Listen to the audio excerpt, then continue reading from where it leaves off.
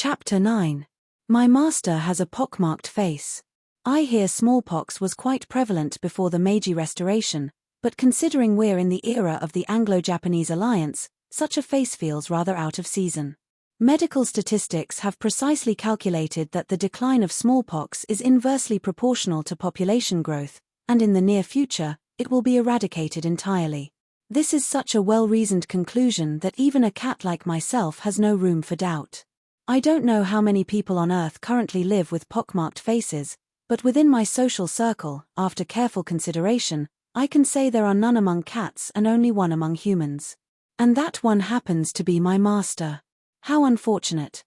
Every time I look at my master's face, I wonder, what karma led him to be born with such a peculiar face, brazenly breathing the air of the 20th century. In the past, it might have given him some clout, but now that all smallpox scars have been ordered to retreat to the upper arms, the ones stubbornly clinging to his nose and cheeks are not only not a point of pride, but rather an embarrassment for the smallpox itself. If possible, he should have them removed now. Even the smallpox scars themselves must feel uneasy. Or perhaps, like a fading political party vowing to regain its lost glory, they're occupying his entire face with such arrogance. In that case, these pockmarks are not to be viewed with contempt. They are an enduring collection of pits defying the relentless tide of conformity, a truly respectable topography, worthy of our admiration. Their only flaw is their unsightly appearance. When my master was a child, there lived in Ushigome's Yamabushicho a famous practitioner of Chinese medicine named Osoda Sohaku. This old man always visited his patients in a palanquin, carried slowly and carefully. But when Sohaku died and his adopted son took over, the palanquin was immediately replaced by a rickshaw. So, if the adopted son dies and his adopted son succeeds him, perhaps kakonto, a traditional herbal remedy, will be replaced by antipyrine. Even in Sohaku's time, riding around Tokyo in a palanquin was quite a sight. Only antiquated relics, pigs being transported to the slaughterhouse, and Sohaku himself would do such a thing. My master's smallpox, in its stubborn persistence, is much like Sohaku's palanquin. From an outsider's perspective, it's quite pitiful. Yet, with a tenacity rivaling that of the Chinese physician, my master continues to display his pockmarked face, a vestige of a bygone era, as he goes to school each day to teach Liddell. Standing at the lectern with such reminders of the previous century etched all over his face, he undoubtedly imparts a profound lesson to his students beyond the curriculum. Instead of repeating "the monkey has hands," he effortlessly interprets the weighty issue of the effects of smallpox on the face, silently providing the answer to his students. If teachers like my master were to cease to exist, his students would have to rush to libraries or museums to study this issue, expending the same effort as we do when imagining ancient Egyptians through their mummies. From this perspective, my master's pockmarks are performing a strange, hidden service. Of course, my master didn't intentionally cultivate smallpox all over his face to perform this service. He actually had inoculation. Unfortunately, what he thought was inoculated on his arm somehow spread to his face. Since he was a child at the time, unconcerned with vanity, he apparently scratched his face incessantly, saying, "Itchy, itchy." It was as if a volcano had erupted and lava flowed across his face, ruining the face his parents had given him. My master often tells his wife that he was a beautiful boy before he got smallpox. He even brags that he was so handsome that Westerners in Asakasa would turn around to look at him. Perhaps it's true. It's just a shame there are no witnesses to corroborate his story, and no matter how much of a service or a lesson it is, ugliness is still ugliness. Ever since he became aware of himself, my master has worried about his smallpox, exhausting every means to erase this unsightly blemish. However, unlike Sohaku's palanquin, it's not something he can easily discard when he tires of it. It remains vividly present. This vividness seems to bother him somewhat, as he apparently counts every pockmarked face he encounters while walking around. He meticulously records in his diary how many he sees each day, whether they are male or female, and where he saw them, whether it was in the bank in Ogawamachi or in Ueno Park. He's convinced that no one surpasses his knowledge of smallpox. The other day, when a friend who had returned from abroad visited, he asked, "Do Westerners have smallpox?" His friend tilted his head, thought for a while, and said, "Well, it's extremely rare." My master pressed him, Even if it's rare, are there any? His friend replied nonchalantly, if there are, they're beggars or street urchins. Educated people don't seem to have it. My master then said, is that so? It's a little different from Japan. After being persuaded by the philosopher to abandon his quarrel with Rakuo-kan, my master has been shut up in his study, deep in thought. He may be intending to cultivate his agile mind passively through quiet contemplation, as advised. But, as is typical of timid individuals, such gloomy brooding will likely yield no positive results. He would be far better off pawning some English books and taking shamisen lessons from a geisha. However, a stubborn man like him would never heed a cat's advice. So, I decided to leave him to his own devices and kept my distance for 5 or 6 days. Today marks exactly the 7th day. In Zen Buddhism, they sometimes have the intense practice of sesshin, where they meditate for a week or so, aiming for enlightenment. So I thought, I wonder how my master is doing. Surely things have come to a head, one way or another. I crept from the veranda to the entrance of the study to investigate the situation inside. The study is a 6-mat room facing south, and a large desk sits in the sunny spot. Just saying large desk doesn't do it justice. It's a huge desk, 6 feet long, 3 feet 8 inches wide, and an appropriate height. Of course, it's not a ready-made piece. He had it custom-made by a local carpenter as a desk that could also serve as a bed. I haven't asked him directly, so I have no idea why he had such a huge desk made, or why he wanted to sleep on top of it. He might have commissioned this monstrosity on a whim, or perhaps, as we often see in the mentally unstable, he arbitrarily linked 2 unrelated concepts, desk and bed, in his mind. In any case, it's an eccentric idea. Its only flaw is its impracticality. I once saw my master taking a nap on this desk and rolling right off onto the veranda. Since then, the desk hasn't been repurposed as a bed. In front of the desk is a thin muslin cushion with 3 cigarette burns clustered together. The cotton peeking out is dark gray. Perched on this cushion, facing away from me, is my master. He's wearing a grayish, soiled cotton obi tied in a simple knot, the ends dangling loosely towards the soles of his feet. I remember pouncing on those dangling ends and getting my head swatted not long ago. It's not an obi to be trifled with. Is he still thinking? Bad workmen often blame their tools, as they say. Peeking over his shoulder, I noticed something gleaming brightly on the desk. I blinked a few times involuntarily, but realizing something was amiss, I endured the glare and stared intently at the shining object. It turned out that the light was coming from a mirror that my master was moving around on the desk.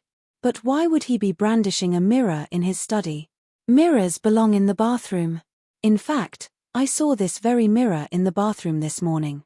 I say this very mirror because my master owns no other. He uses it every morning after washing his face to part his hair. Some might be surprised that a man like my master parts his hair, but he's meticulous about his head in inverse proportion to his carelessness about everything else. Since I arrived in this household, I've never seen him get a buzz cut, even on the hottest days. He always keeps it about 2 inches long, carefully parts it on the left, and even curls the right end a bit. This, too, could be a symptom of mental instability. I find this stylish parting doesn't harmonize with the desk at all, but since it doesn't harm anyone, no one comments. He himself seems quite pleased with it. Leaving aside the fashionable parting, the reason he keeps his hair long is this: his smallpox apparently didn't just attack his face, it reached his scalp long ago. So, if he were to get a buzz cut like a normal person, dozens of pockmarks would appear at the base of the short hairs. No amount of smoothing or stroking would make the bumps disappear. It might be poetic, like releasing fireflies into a withered field, but it certainly wouldn't please his wife. He keeps his hair long to conceal them. He'd probably like to grow hair all over his face to hide the pockmarks there, too. So, why would he pay to have the hair that grows naturally cut short, essentially proclaiming, "I've had smallpox all the way up to my skull"? That's the reason my master keeps his hair long, which is why he parts his hair, which is why he's looking in the mirror, which is why the mirror belongs in the bathroom, and which is why there's only one mirror. Since the mirror that belongs in the bathroom, the only mirror, is now in the study, it must mean the mirror has developed a wandering spirit, or my master brought it here. If he brought it here, what for? Perhaps it's a necessary tool for his passive self-cultivation. Long ago, a scholar went to visit a certain wise man, and found the priest polishing a brick with his bare arms. When asked what he was making, the priest replied, "I'm trying to make a mirror." The scholar was astonished, saying that even the greatest priest couldn't make a mirror by polishing a brick. The priest laughed heartily, saying, "Is that so? Then I'll stop. I suppose reading countless books won't lead to enlightenment either," and scolded the scholar. Perhaps my master has heard this story and is now mimicking the priest, waving the mirror around with a self-satisfied air. Things are getting a bit dangerous, I thought, observing cautiously, unaware of my concerns. My master was intently staring at the mirror. Mirrors are inherently eerie objects. It takes considerable courage to look into a mirror alone in a large room at midnight by candlelight. I myself was so startled the first time the young lady of this house held a mirror in front of my face that I ran around the house 3 times. Even in broad daylight, staring so intently, as my master is, must make him afraid of his own reflection. It's not a very pleasant face to look at, even casually. After a while, my master muttered to himself, "Indeed, an ugly face." It's commendable that he acknowledges his own ugliness. Judging by his behavior, he certainly seems deranged, but his words ring true.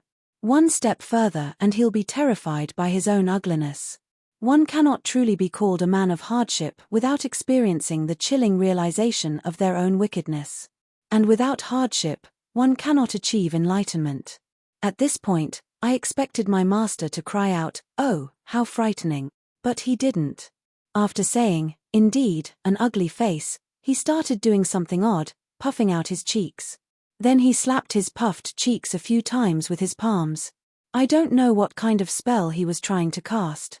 At that moment, I felt a strange sense of familiarity with his face. Thinking about it, it resembled Osan's face. Speaking of Osan, her face is quite something. Someone brought us a pufferfish lantern as a souvenir from Anamori Inari Shrine the other day, and her face is inflated just like that pufferfish lantern.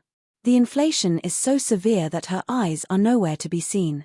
However, a pufferfish inflates uniformly into a perfect sphere, whereas Osan, due to her inherently angular bone structure, inflates along those angles, resembling a hexagonal clock suffering from water damage. Osan would be furious if she heard me say that, so let's leave her be and return to my master. As I was saying, he had inflated his cheeks with all the air he could muster, and slapping them with his palms, he muttered to himself again, "When my skin is this taut, the pockmarks aren't as noticeable." Next, he turned his face sideways and examined the half illuminated by the light in the mirror. It's very noticeable from this angle. It definitely looks flatter when it's facing the light directly. "Strange," he said, seemingly quite intrigued. Then he stretched his right arm as far as he could, holding the mirror at a distance, and gazed at it intently. "It doesn't look so bad from this far away. It's no good too close. That's true of everything, not just faces," he declared, as if he had reached an epiphany. Then, he abruptly turned the mirror sideways. He then scrunched up his eyes, forehead, and eyebrows towards the bridge of his nose.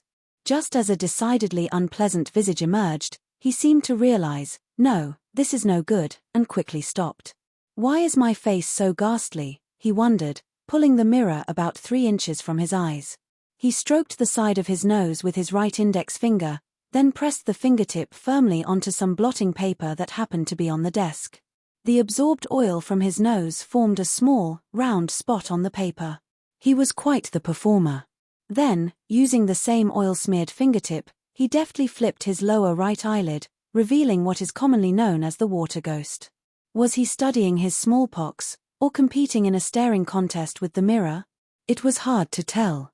With a master as unpredictable as mine, things were bound to escalate. And indeed they did. If one were to interpret his actions charitably, perhaps he was engaging in various gestures with the mirror as a means of self-discovery. All human inquiry is ultimately self-inquiry. Heaven and earth, mountains and rivers, sun and moon, stars, all are merely different names for the self. If one were to step outside the self would cease to exist the moment they did so. Moreover, no one can explore the self but the self. No matter how much one might wish to do it for another, or have it done for them, it's simply impossible. That's why all the great figures of the past achieved greatness through their own efforts. If understanding oneself were as simple as having someone else eat beef on one's behalf and report whether it's tough or tender, then everyone could achieve enlightenment.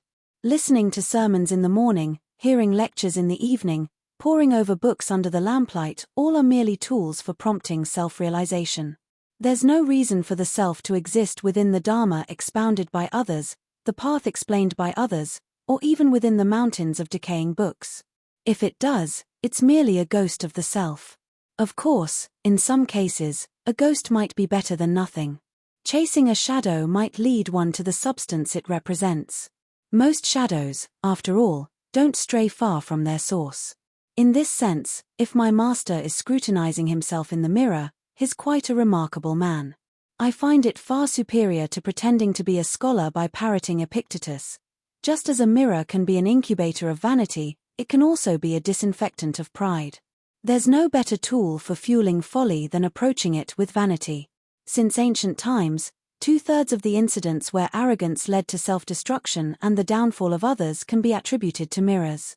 Just as the inventor of the guillotine during the French Revolution unwittingly created a tool of terror, the person who first created the mirror must have had some sleepless nights. However, when one grows tired of one's own reflection, when one's ego shrinks, there's no better medicine than looking in the mirror. Beauty and ugliness become crystal clear. One is bound to realize, how have I lived until now with such a face? The moment one realizes this is the most blessed moment in one's life.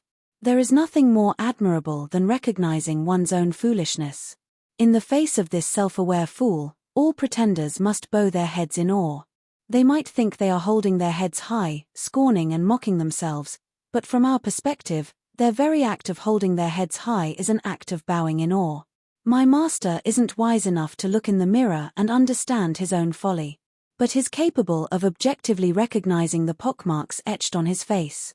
Acknowledging his facial ugliness might even serve as a stepping stone to recognizing his own inner baseness. What a promising man. This, too, may be a result of the philosopher's scolding. Yes, I continued to observe him with these thoughts. My master, after making faces at himself to his heart's content, said, "My eyes are quite bloodshot. It's definitely chronic conjunctivitis," and began rubbing his bloodshot eyelids with the side of his index finger. They were probably itchy, but rubbing already reddened eyelids like that wouldn't do. They were sure to fester soon, like the eyes of a salted sea bream. When he opened his eyes and looked in the mirror, they were indeed clouded over, like a winter sky in the northern regions. Even normally, his eyes aren't particularly bright. To use an extravagant adjective, they are so hazy and unfocused that it's hard to distinguish the pupil from the white. Just as his mind is muddled and unfocused, his eyes remain perpetually adrift in the depths of their sockets. It's said to be due to congenital toxins or perhaps an after-effect of smallpox. He apparently relied heavily on willow leaf extract and live frog applications as a child. Thanks to his mother's devoted care, they've remained just as blurry as they were at birth.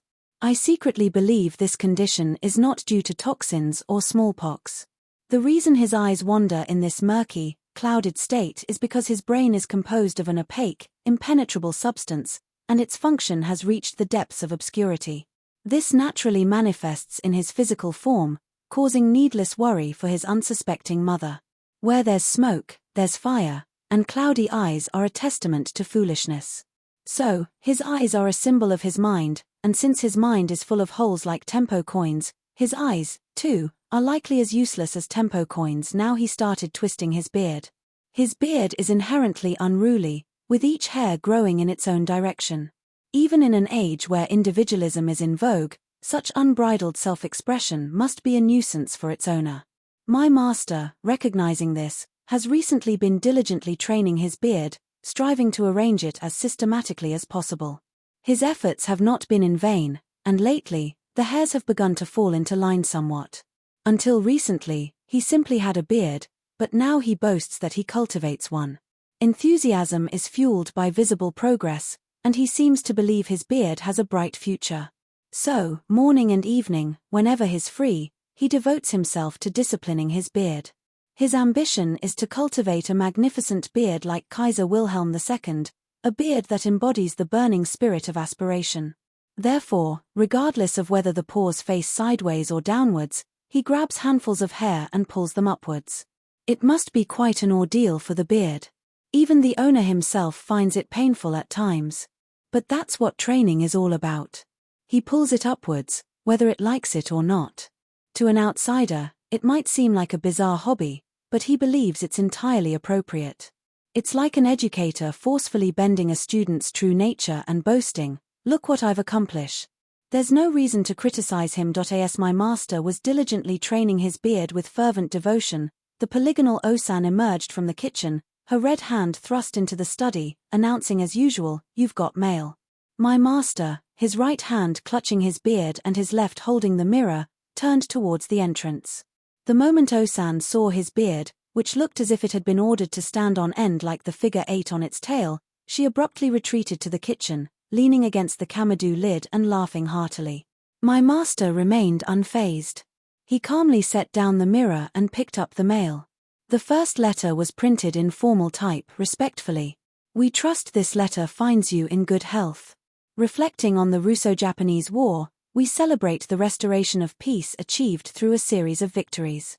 Our brave and valiant soldiers, having sung songs of triumph amidst the cheers of the nation, now return home. The joy of the people is immeasurable.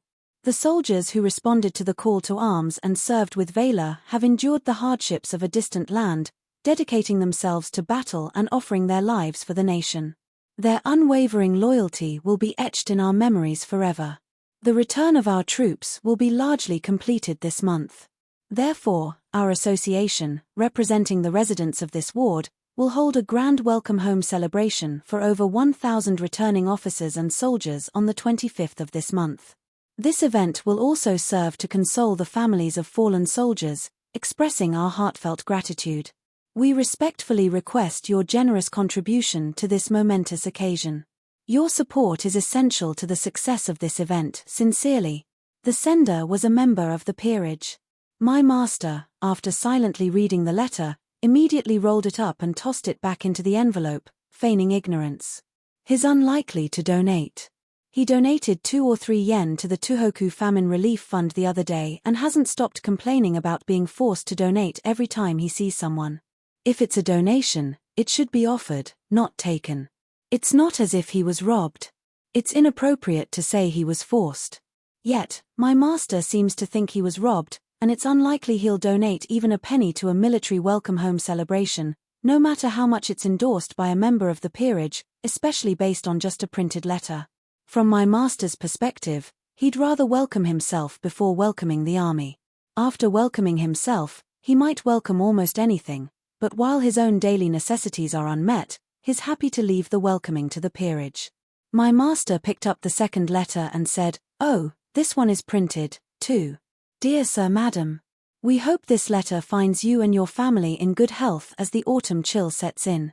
As you know, our school has faced challenges since 2 years ago due to the interference of a few ambitious individuals. However, we believe these challenges stem from our own shortcomings and are deeply reflecting on this. As a result of our dedicated efforts, we have finally devised a plan to secure the funds necessary for the construction of a new school building. This plan involves the publication of a book titled The Compendium of Secret Sewing Techniques. This book is a culmination of years of painstaking research and study by myself, based on the fundamental principles of craftsmanship, and written with utmost dedication. We humbly request that you purchase a copy of this book, which will be offered at cost plus a small profit, not only to support the development of this craft but also to contribute to the construction of our new school building. We understand this is a bold request, but we hope you will consider it a contribution to our school building fund. We sincerely hope you will purchase a copy of the Compendium of Secret Sewing Techniques and share it with your maids or others, thereby demonstrating your support for our cause. With utmost respect. From the principal of the Graduate School of Advanced Japanese Women's Sewing. Nuida Shinsaku, with 9 bows. My master nonchalantly crumpled up this earnest letter and tossed it into the wastebasket. It seems Shinsaku's 9 bows and years of dedicated effort were all for naught. On to the third letter. This one was quite flamboyant. The envelope was red and white striped, like a candy store sign, with Mr. Chino Kashami written boldly in the center in thick, black ink. One might expect a beautiful woman to emerge from within, but the outside was certainly eye-catching. If I were to govern the universe, I could swallow the entire West River in a single gulp. If the universe were to govern me, I would be nothing more than dust on the road. Tell me, what connection is there between the universe and myself? The person who first ate a sea cucumber is to be admired for their courage, and the man who first ate a pufferfish is to be respected for their bravery. One who can eat a sea cucumber is a reincarnation of Shinran, and one who can eat a pufferfish is an incarnation of Nichiren. As for Mr. Kashami, he only knows dried gourd strips with vinegar miso. I have yet to see another man of valor who enjoys dried gourd strips with vinegar miso. Your friends will betray you. Your parents will have their secrets. Your lover will abandon you. Wealth and honor are inherently unreliable. Rank and fortune can be lost overnight. The knowledge you cherish in your mind will grow moldy. What can you rely on? What can you trust in this world? God. God is merely a clay doll fabricated by humans in their desperation. A stinking carcass, a coagulation of human excrement. To find peace in relying on the unreliable, what folly! A drunkard spouts nonsense, staggering towards the grave. When the oil runs out, the lamp naturally extinguishes. When karma is exhausted, what remains? Mr. Kushami, come and have some tea. If you don't see others as human, you have nothing to fear. But for one who doesn't see others as human to be angered by a world that doesn't see him as human, how ironic. The wealthy and powerful have attained their status precisely by not seeing others as human. They only feign outrage when others fail to see them as human. Feign outrage as you please, you fool. When I see others as human, and they fail to see me as human, a revolutionary spirit arises spontaneously. This spontaneous activity is called revolution. Revolution is not the work of the discontented. It is willingly brought forth by the wealthy and powerful. Korea has abundant ginseng. Why doesn't the master partake, from Sugamo? Tendo Kohei, with 2 bows. Shinsaku offered 9 bows, but this man offers only 2. Since he's not asking for a donation, he can afford to be 7 bows more arrogant. While not a request for money, it is certainly perplexing. This letter is so nonsensical that it deserves to be rejected by any magazine. I expected my master, renowned for his impenetrable mind, to tear it to shreds. But contrary to my expectations, he read it over and over. Perhaps he believed this letter held some meaning, and was determined to unravel it. There are many things in this world that are difficult to understand, but there is nothing without meaning. Any text, however complex, can be interpreted if one tries hard enough. Whether you call humans foolish or clever, it's all the same. It doesn't matter if you say humans are dogs or pigs, it's not a particularly challenging proposition. It's fine to say mountains are low, or the universe is small. It doesn't matter if crows are white, Ono no Komachi is ugly, or Mr. Kushami is a gentleman. So even a meaningless letter like this can be imbued with meaning if you apply some logic. Especially a man like my master, who has made a career of explaining nonsensical English by forcefully twisting its meaning, is eager to find meaning in anything. He once spent 7 days pondering why students say good morning even when the weather is bad, and 3 days and nights devising an answer to the question, what is the Japanese word for Columbus? A man like that can easily find meaning in the notion that dried gourd strips with vinegar miso are a delicacy fit for a man of valor, or that eating Korean ginseng can spark a revolution. After a while, my master seemed to have swallowed this perplexing prose, much like he does with good morning, and declared, "This is quite profound. It must have been written by someone who has deeply studied philosophy. What an insightful perspective. This alone demonstrates my master's foolishness, but upon reflection, there is a certain logic to it. My master has a habit of respecting things he doesn't understand. This isn't unique to him. We tend to believe there's something significant hidden within the unknown, and we feel a sense of awe towards the immeasurable. That's why ordinary people pretend to understand things they don't, while scholars explain things they do understand in a way that makes them seem incomprehensible. Even in university lectures, those who speak of incomprehensible things are well regarded, while those who explain things clearly are unpopular. My master admired this letter not because its meaning was clear, but because its main point was elusive. Because it suddenly mentioned sea cucumbers and excrement. So, the only reason my master respected this text, just as Taoists respect the Tao Te Ching, Confucians respect the I Ching, and Zen Buddhists respect the Linji Lu, is because he doesn't understand it. However, not understanding it at all is unsettling, so he adds his own arbitrary interpretations and pretends he understands. Respecting something incomprehensible while pretending to understand it has always been a source of amusement. My master carefully rolled up the masterpiece written in bold calligraphy and placed it reverently on his desk, then clasped his hands behind his back and sank into deep thought. Just then, someone called from the entrance, "Hello. Hello," in a loud voice. It sounded like Mighty, but unlike Mighty, he was repeatedly calling for someone to answer the door. My master heard him from inside the study, but remained motionless, hands still clasped behind his back. Perhaps he believed answering the door wasn't his responsibility, or perhaps it was simply his habit. He never greeted visitors from his study. The maid had gone out earlier to buy laundry soap. His wife was indisposed. That left only me to answer the door. I didn't want to go either. So, the visitor hopped from the entryway to the raised floor, slid open the shoji screen, and marched right in. Not only was my master peculiar, but so were his guests. I thought he had gone to the living room, but after opening and closing the sliding doors a few times, he came to the study. "Hey, this is no joke. What are you doing? We have a guest." "Oh, it's you." "Oh, it's you" is no way to greet a guest. You could have at least said something. It's like the house is empty. Well, I was deep in thought. Even if you were thinking, you could still answer the door. I suppose I could have. You're as bold as ever. I've been working on cultivating my spirit lately. You're a strange one. If cultivating your spirit means you can't even answer the door, it's going to be tough for your guests. You can't just zone out like that. Actually, I'm not alone. I've brought a very important guest. Come out and meet him. Who did you bring? It doesn't matter who it is, just come out and meet him. He insists on seeing you. Who is it?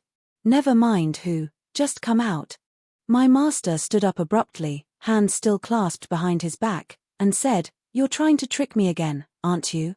He then stepped onto the veranda and entered the guest room without a care in the world. There, sitting formally in the center of the 6-foot alcove, was an elderly gentleman.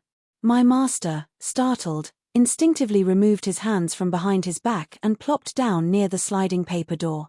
This placed him facing west, the same direction as the elderly gentleman, making it impossible for either of them to greet each other properly. Old-fashioned people are very particular about etiquette. "Please, have a seat over there," my master said, gesturing towards the alcove. My master, until a few years ago, believed one could sit anywhere in a Japanese room. However, after someone explained to him that the alcove is a modified version of the highest seat of honor, reserved for distinguished guests, he has avoided it like the plague. Especially with an unfamiliar elderly gentleman sitting there formally, it was out of the question. He couldn't even greet him properly. He bowed slightly and repeated, "Please, have a seat over there," mimicking the elderly gentleman's words. "No, I couldn't possibly greet you properly from there. Please, have a seat over there." "No, I couldn't. Please, have a seat over there," my master stammered, awkwardly parroting the other man's words. "You're too kind. I'm quite embarrassed." "Please, don't be so formal. Have a seat," the gentleman insisted. "I'm embarrassed, so please." My master's face flushed crimson, and he mumbled incoherently. It seemed his spiritual cultivation hadn't been very effective. Mighty, who had been watching the scene unfold from behind the sliding door, finally decided to intervene. He pushed my master from behind, saying, "Just sit down already. If you keep clinging to the sliding door, there's nowhere for me to sit. Don't be so shy, just come forward." My master reluctantly shuffled forward. "Mr. Kushami, this is my uncle from Shizuoka, whom I've mentioned to you before." "Uncle, this is Mr. Kushami. It's a pleasure to finally meet you. I've heard so much about you from Mighty. I've been meaning to pay you a visit to hear your insightful thoughts, and I'm fortunate to be passing through your neighborhood today. I came to express my gratitude, and I hope we can become better acquainted." He delivered this old-fashioned greeting flawlessly. My master, a man of few words and limited social experience, was already overwhelmed by this old-fashioned gentleman. Being bombarded with such a formal greeting, he completely forgot about the Korean ginseng and the candy-striped envelope, and stammered a strange reply. I, too, was planning to pay you a visit. It's a pleasure to meet you. He lifted his head slightly from the tatami mat, but seeing the elderly gentleman still prostrate, he quickly lowered his head again in embarrassment. The old man raised his head, taking a measured breath. I used to have a residence here in Tokyo, and lived in this area for a long time. But since I moved away after the shogunate fell, I haven't been back. Now, I'm so disoriented I wouldn't even be able to run errands without Mighty's guidance. Times have certainly changed, but for 300 years since the Tokugawa entered the country, the shogunate, Mighty, finding this tedious, interrupted. Uncle, the shogunate was fine, but the Meiji era is pretty great too. They didn't have things like the Red Cross back then, did they? No, they didn't. There was nothing like the Red Cross. And seeing the imperial prince in person is something that wouldn't have been possible before the Meiji era. Thanks to my long life, I was able to attend today's general meeting and hear His Imperial Highness's voice. I can die happy now. Well, it's a treat just to see Tokyo after so long. Mr. Kushami, my uncle came all the way from Shizuoka for the Red Cross general meeting. We went to Ueno together today, and we're on our way back now. That's why he's wearing the frock coat I ordered for him from Shirokiya the other day, Mighty explained. Indeed, he was wearing a frock coat. However, it didn't fit him at all. The sleeves were too long, the collar was wide open, creating a pool of fabric on his back, and the armpits were pulled up tight. No matter how poorly tailored, it couldn't have been intentionally designed to be so ill-fitting. Moreover, his white shirt and collar were misaligned, revealing his Adam's apple when he looked up. While the frock coat was somewhat tolerable, his white topknot was a truly bizarre sight. I glanced at the famed iron fan, and it was indeed tucked securely at his side. My master, finally returning to his senses, applied the results of his spiritual cultivation to the old man's attire, and was slightly taken aback. He hadn't expected it to be quite as Mighty had described, but seeing it in person was even more astonishing. If his own pockmarks were to be considered historical artifacts, this old man's topknot and iron fan were undoubtedly even more valuable. My master was curious about the iron fan's history, but he couldn't very well ask outright. He didn't want to interrupt the conversation either, so he asked a very ordinary question. Was there a large crowd? Oh, yes, a huge crowd. And they all stared at me. It seems people have become quite curious these days. It wasn't like that in the old days. Yes, you're right. It wasn't like that in the old days, he replied, saying something appropriate for an old man. This wasn't my master putting on airs. It was just random words flowing from his muddled brain. And you see, they all stared at this kabuto-wari. That iron fan must be quite heavy. Mr. Kushami, try holding it. It's quite heavy. Uncle, let him hold it. The old man lifted the fan with apparent effort and handed it to my master, saying, "Excuse me." My master received it with the reverence of a pilgrim at Kurodani Temple in Kyoto receiving a sword from Renshobo. He held it for a moment, and simply said, "Indeed." Then he returned it to the old man. Everyone calls this a tessen, iron fan, but it's a kabuto-wari, a completely different thing. Oh, what is it used for? It's for splitting helmets. You strike when the enemy is blinded. Uncle, is that really Masashige's kabuto-wari? Mighty asked. No, I don't know whose it is. But it's very old. It might be from the Kenmu era. It might be from the Kenmu era, but it gave Mr. Kandatsu quite a shock. Mr. Kushami, since it's on our way back, we stopped by the science department at the university to see the physics laboratory. Since this kabuto-wari is made of iron, it messed with the magnetism equipment and caused quite a commotion. That's impossible. This is iron from the Kenmu era, high-quality iron. There's no way that would happen. Even if it's high-quality iron, that's no excuse. Mr. Kandatsu said so himself. Kandatsu? Is that the man who polishes glass spheres?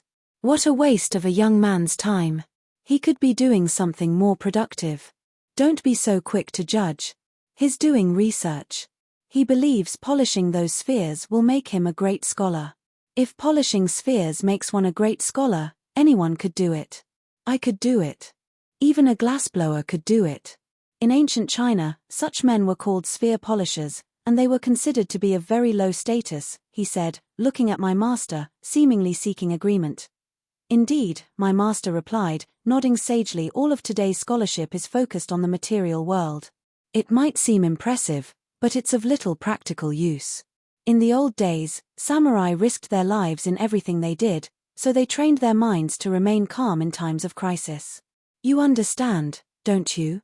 It wasn't as simple as polishing spheres or twisting wires. Indeed, my master nodded again. Uncle, you seem to think spiritual training involves sitting around with your hands clasped behind your back. That's precisely why it's so difficult. It's not that simple. Mencius spoke of seeking the lost heart. Shaoyong advocated for releasing the heart. And in Buddhism, Master Zhongfeng taught about unwavering resolve. It's not something easily understood. It's certainly not something I could ever understand. So, what should one do? Have you ever read Taquan Soho's The Unfettered Mind? No, I haven't even heard of it. Where should the mind reside? If the mind dwells on the enemy's movements, it will be captivated by them. If it dwells on the enemy's sword, it will be captivated by it. If it dwells on the desire to strike the enemy, it will be captivated by that desire. If it dwells on one's own sword, it will be captivated by it. If it dwells on the fear of being struck, it will be captivated by that fear. If it dwells on the enemy's stance, it will be captivated by it. In short, there is no place for the mind to reside. You have a good memory, uncle. That's quite a long passage. Mr. Kushami, do you understand? Indeed, my master replied, once again offering nothing but indeed. See. That's what I mean. Where should the mind reside? If the mind dwells on the enemy's movements, it will be captivated by them. If it dwells on the enemy's sword. Uncle, Mr. Kushami understands these things perfectly. He spends all his time in his study cultivating his spirit. He's so detached he doesn't even answer the door when guests arrive, so you needn't worry. Oh, that's quite remarkable. Perhaps you should join him. I don't have the time for that. Uncle, just because you're free doesn't mean everyone else is. But you are free, aren't you? On the contrary, I'm quite busy, even in my free time. That's why you need to cultivate your spirit. There's a saying, in business, there is leisure, but I've never heard of in leisure, there is business. Don't you agree, Mr. Kushami? Yes, I've never heard of that. He's got you there. By the way, uncle, how about we have some Tokyo eel since you're here? I'll treat you to Chikuyo. It's just a short tram ride from here. Eel sounds good, but I have an appointment at Mr. Suihara's, so I must excuse myself. Oh, Mr. Sujihara? That old man is still doing well, I see. Not Sujihara, Suihara. You always mispronounce names. It's rude to get people's names wrong. You need to be more careful. But it's written Sujihara, isn't it? It's written Sujihara but read Suihara. How peculiar. What's so peculiar about it? It's called Nanori, alternate reading, and it's quite common. For example, the earthworm is written with characters meaning I not see, because it has no eyes. It's the same as the saying Gama ga Iaru, the toad is angry, ... Oh, I see. When you kill a toad, it turns on its back. That's why it's called Kairu, to return. It's a Nanori. There are many other examples. Tsukigaki is read Suigaki, Kukitachi is read Kukudachi. It's all the same. Calling Mr. Suihara Sujihara is something only a country bumpkin would do. You need to be more careful, or people will laugh at you. So, you're going to Mr. Suihara's now? That's a problem. If you don't want to come, you don't have to. I can go alone. Can you go by yourself? It would be difficult to walk. Please call a rickshaw for me. My master obediently sent Osan to fetch a rickshaw. The old man gave a long farewell, put on his bowler hat over his topknot, and left. Mighty stayed behind. So, that was your uncle? Yes, that was my uncle. Indeed, my master replied, sitting back down on the cushion, hands clasped behind his back, lost in thought. What a character. I'm lucky to have such an uncle. He's like that wherever I take him. You must have been surprised, Mighty said, clearly pleased with himself for surprising my master. It wasn't that surprising. If you weren't surprised by that, you must have nerves of steel. But your uncle has some admirable qualities. I was especially impressed by his emphasis on spiritual cultivation. Admirable? Just wait until you're 60. You might end up just like him, a relic of the past. Be careful. Being out of touch with the times isn't very useful. You keep talking about being out of touch, but sometimes, being out of touch is a good thing. Today's scholarship is always rushing forward, but it never reaches a satisfying conclusion. On the other hand, Eastern scholarship is passive and far more profound. It focuses on cultivating the mind itself, my master declared, parroting what the philosopher had told him. My. You're starting to sound like Mr. Yagi Dokusan. Hearing the name Yagi Dokusan, my master was startled. In fact, the philosopher who had visited Garyokutsu the other day and persuaded my master with his arguments before departing gracefully was none other than Mr. Yagi Dokusan. The argument my master was now awkwardly presenting was entirely borrowed from him. Mighty's mentioning of the philosopher's name at this precise moment was a subtle way of exposing my master's pretense. Have you heard Dokusan's theories? My master asked, probing cautiously. Heard them? That man's theories haven't changed a bit since he was at school 10 years ago. Truth doesn't change. Its unchanging nature is what makes it reliable. Well, thanks to that kind of blind faith, Dokusan manages to get by. Even his name, Yagi, goat, is perfectly suited to him. His beard has looked exactly like a goat's since our dormitory days. And the name Dokusan, hermit, is also quite fitting. He once stayed overnight at my place, and as usual, he went on and on about passive self-cultivation. He just kept repeating the same thing, so I suggested we go to bed. But he just said, nonchalantly, I'm not sleepy. It was quite a nuisance. So, I had to beg him, even if you're not sleepy, I am, so please go to bed. He finally went to sleep, but, that night, a rat came and bit him on the nose. He woke up in the middle of the night and caused a huge commotion. He might talk about enlightenment, but he's still afraid of dying, it seems. He was terribly worried, saying, the rat's poison will spread through my body. Do something. It was quite a scene. So, I went to the kitchen, put some rice grains on a piece of paper, and tricked him. How? I told him it was an imported ointment recently invented by a famous German doctor, and that it was an instant cure for bites from poisonous snakes like those in India. I told him that as long as he kept it on, he'd be fine. You've been good at deception for a long time, haven't you? So, Dokusan, being the gullible man he is, believed me and went back to sleep peacefully. The next morning, when he woke up, there were bits of paper dangling from his goat beard. It was quite comical.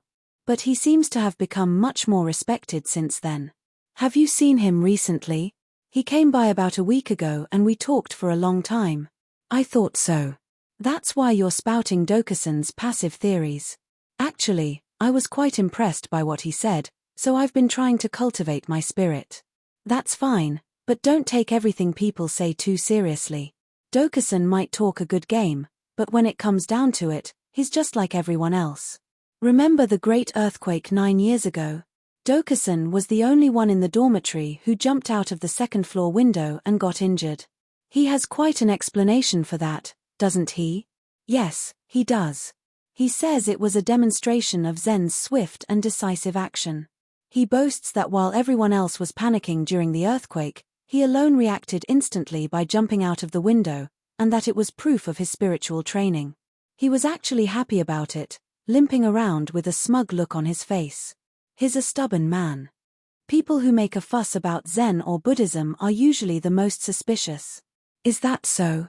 My master seemed a bit uneasy when he came by the other day. He must have spouted some Zen nonsense, didn't he? Yes, he taught me a haiku. In the lightning's flash, I hear the spring wind. That lightning bit. He's been using that one for 10 years. Everyone in the dormitory knew that haiku by heart. And it's funny, because when he coughs, he sometimes gets it backwards, saying, in the spring wind's whisper, I see the lightning's flash. Try it sometime. While he's calmly explaining something, contradict him. He'll immediately get flustered and say something absurd. I can't deal with tricksters like you. Who's the trickster here? I can't stand those Zen priests and their enlightenment. There's a temple called Nanzoin near my house, and there's an 8-year-old retired priest living there. During the recent downpour, lightning struck the temple, splitting a pine tree in the courtyard where the old priest was sitting. Everyone said he remained perfectly calm, but when I asked about it, it turned out he was deaf. Of course he was calm. That's usually how it is. Dokusan would be fine if he just kept his enlightenment to himself, but he's always trying to convert others. In fact, 2 of our classmates have gone mad thanks to him. Who? One was Rhino Tozen. Thanks to Dokusan, he became obsessed with Zen, went to Kamakura, and went completely mad. There's a railroad crossing in front of Ingakuji Temple, right? He jumped onto the tracks and started meditating, claiming he could stop an oncoming train. Fortunately, the train stopped for him, so he survived. But then he started claiming he had an indestructible body, impervious to fire and water, and jumped into the temple's lotus pond. He was splashing around in there, making quite a scene. Did he die? Luckily, a priest from the training hall happened to be passing by and saved him. But after he returned to Tokyo, he died of peritonitis. But the cause was the barley rice and pickled vegetables he ate at the temple. So, indirectly, Dokusan killed him. It's dangerous to get too carried away, my master said with a grimace. It is. And there's another classmate who was ruined by Dokusan. That's alarming. Who? Takemachi Robai. He was also influenced by Dokusan, and started saying things like eels ascend to heaven. He eventually took it literally. What do you mean, literally? If Yagi is Dokusan, hermit, then Takemachi is Butasan, pig hermit. He was the greediest man I knew, and that greed, combined with the stubbornness of a Zen priest, was a fatal combination. At first, we didn't notice, but looking back, he was saying some strange things. He would come to my house and ask, do you think cutlets will fly into that pine tree? Or in my country, fish cakes swim on wooden boards. He was always spouting these cryptic pronouncements. It was amusing at first, but when he suggested we go dig for mashed sweet potatoes in the ditch out front, I gave up. A few days later, he became Butasan and was admitted to Sugamo. Pigs aren't supposed to go mad, but it was all Dokusan's fault. Dokusan's influence is quite something. Is he still in Sugamo? He's not just in Sugamo. He's there, suffering from delusions of grandeur, spouting nonsense. He thinks the name Takemachi Robai is too common, so he calls himself Tendo Kohei, heavenly justice, claiming to be an incarnation of divine justice. It's quite something. You should go visit him sometime. Tendo Kohei? Yes, Tendo Kohei. It's a clever name for a madman. Sometimes he writes it Kohei, impartiality. He believes the world is lost and he needs to save everyone, so he sends letters to all his friends and acquaintances. I've received 4 or 5 myself, and some of them were so long they cost me double postage. So, the letter I received was from Robai? You received one too? That's strange. It must have been in a red envelope, right? Yes, red in the center, white on the sides. A rather unusual envelope. He apparently has them specially imported from China. It represents Butasan's motto, the way of heaven is white, the way of earth is white, and man, standing in between, is red. That's quite a symbolic envelope. It's elaborate, for a madman. And even in his madness, he remains obsessed with food, so it's odd that he always mentions food in his letters. He must have mentioned something about food in your letter, didn't he? Yes, he mentioned sea cucumbers. Robai loved sea cucumbers. Makes sense. And then, pufferfish and Korean ginseng, or something. Pufferfish and Korean ginseng? That's an interesting combination.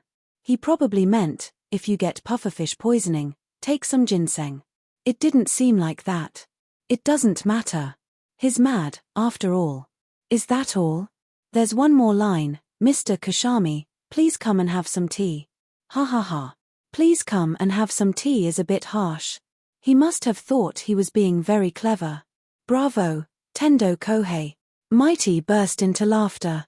My master, who had repeatedly read the letter with considerable respect, believing it to be the work of a great and insightful man, now learned that the sender was a gilded lunatic. His initial enthusiasm and effort now seemed wasted, which was frustrating. He felt embarrassed for having put so much effort into appreciating a madman's writing. And finally, he was worried that his admiration for a madman's work might suggest something was amiss with his own mind. A mixture of anger, shame, and worry clouded his face. Just then, the sliding door opened with a clatter, and the heavy thud of boots echoed in the entryway. "Hello. Hello," a loud voice called. While my master remained stubbornly seated, Mighty, ever the restless one, jumped up and hurried to the entrance before Osan could even announce the visitor. He called out, come in, while bounding across the inner room. Barging into someone's house uninvited might seem rude, but once inside, he was as helpful as a servant, readily answering the door. Mighty, despite his eccentricities, was still a guest. And there was no excuse for my master, the host, to remain seated when a guest was at the door. Any normal person would have followed Mighty to the entrance, but this was my master. He remained calmly seated on the cushion. However, there's a difference between being seated and feeling seated. Mighty, after a brief exchange at the entrance, called out, "Hey, master, could you come out here for a moment? This requires your attention." My master reluctantly got up, hands clasped behind his back as always, and shuffled to the entrance. Mighty was bowing low, holding a business card, his posture lacking any dignity. The card read, Yoshida Terazo, Detective, Metropolitan Police Department.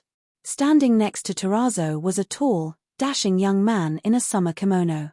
Something about his face seemed familiar. Looking closer, I realized it wasn't just familiar.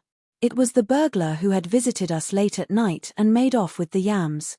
So, this time he had decided to pay us a visit in broad daylight. "This officer is here because they caught the burglar who broke into your house a while back. He wants you to come down to the station," Mighty explained, and my master finally understood and bowed politely to the burglar. He must have mistaken the burglar for the detective, since the burglar had a more imposing presence than Terazo. The burglar seemed surprised, but he couldn't very well announce, "I'm the burglar." So, he just stood there silently, hands still behind his back. Of course, they were handcuffed, so he couldn't have moved them even if he wanted to. Normally, anyone would have figured it out by now, but my master, unlike most modern men, has an excessive respect for officials and the police. He seems to believe the authorities are to be feared. Theoretically, he understands that policemen are essentially public servants hired with taxpayer money, but in their presence, he becomes excessively obsequious. Perhaps this is a hereditary trait, passed down from his father, who was a village headman in the old days, accustomed to bowing and scraping to his superiors. It was quite pathetic. The detective, amused, chuckled and said, "Please come to the Nihon Tsutsumi police station by 9 o'clock tomorrow morning." What items were stolen? The stolen items, my master started, but he couldn't remember. The only thing he remembered was the box of yams from Tatara Sanpei. He didn't care much about the yams, but it was embarrassing to be unable to answer the question after saying, "the stolen items." It made him look like a fool. It was one thing if someone else had been robbed, but to be robbed oneself and not be able to give a clear answer was simply unacceptable. So he blurted out, "The stolen items were a box of yams." The burglar, finding this hilarious, lowered his head and buried his chin in his collar. Mighty burst out laughing. "You must have really loved those yams," he said. The detective, however, remained serious. Yams weren't on the list, but most of the other items seemed to have been recovered. "Well, you'll see when you come to the station. You'll need to sign a receipt when you receive them, so don't forget to bring your seal. You must arrive by 9 o'clock. Nihon Tsutsumi Police Station. That's the Nihon Tsutsumi substation, under the jurisdiction of the Asakusa Police Station. Well then, good day." He left after this long-winded explanation. The burglar followed him out the gate. Since his hands were bound, he couldn't close the gate, and left it wide open. Annoyed by this, my master puffed out his cheeks and slammed the gate shut. "Ha ha ha. You're very respectful of the police. It's good to be polite, But you're only polite to policemen, which is a problem. Well, he went out of his way to inform me. He's just doing his job. You could have treated him normally. It's not just a job. Of course it's not just a job. It's the distasteful job of a detective. It's a lower occupation than ordinary jobs. If you keep talking like that, you're going to get into trouble. Ha. Let's stop badmouthing detectives. Respecting detectives is one thing, but respecting a burglar is quite another. Who's respecting a burglar? You did. I would never associate with a burglar. You bowed to him. When? Just now, you bowed deeply to him. Don't be ridiculous. That was the detective. Would a detective look like that? Why wouldn't a detective look like that? You're so stubborn. You're stubborn. Well, first of all, would a detective come to someone's house, stand there with his hands behind his back, and say nothing? A detective might do that. You're so confident. You never listen to reason. I don't. You keep saying burglar, burglar, but you didn't actually see him breaking in. You're just being stubborn. Mighty, finally giving up on persuading my master, fell silent, which was unusual for him. My master, pleased with himself for having silenced Mighty, was triumphant.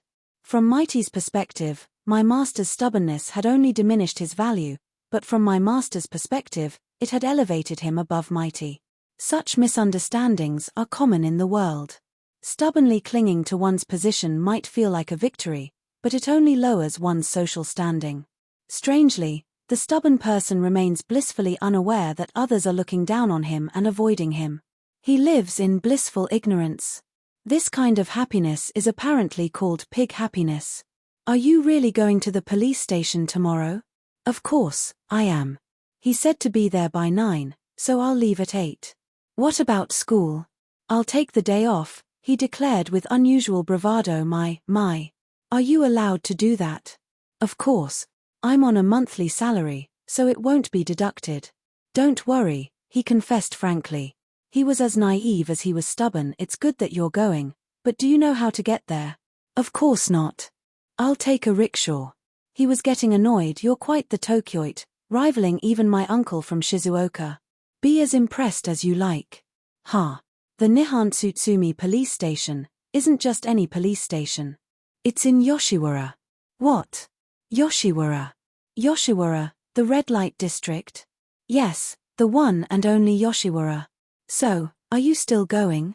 Mighty teased him again. My master hesitated for a moment at the mention of Yoshiwara, but quickly recovered and declared, Yoshiwara or not, red light district or not, I said I'm going, and I'm going. He was determined to see this through, despite his apprehension. Fools often dig in their heels at the strangest times. Mighty simply said, well, have fun, and left. The detective incident, which had caused a minor stir, had come to a temporary conclusion.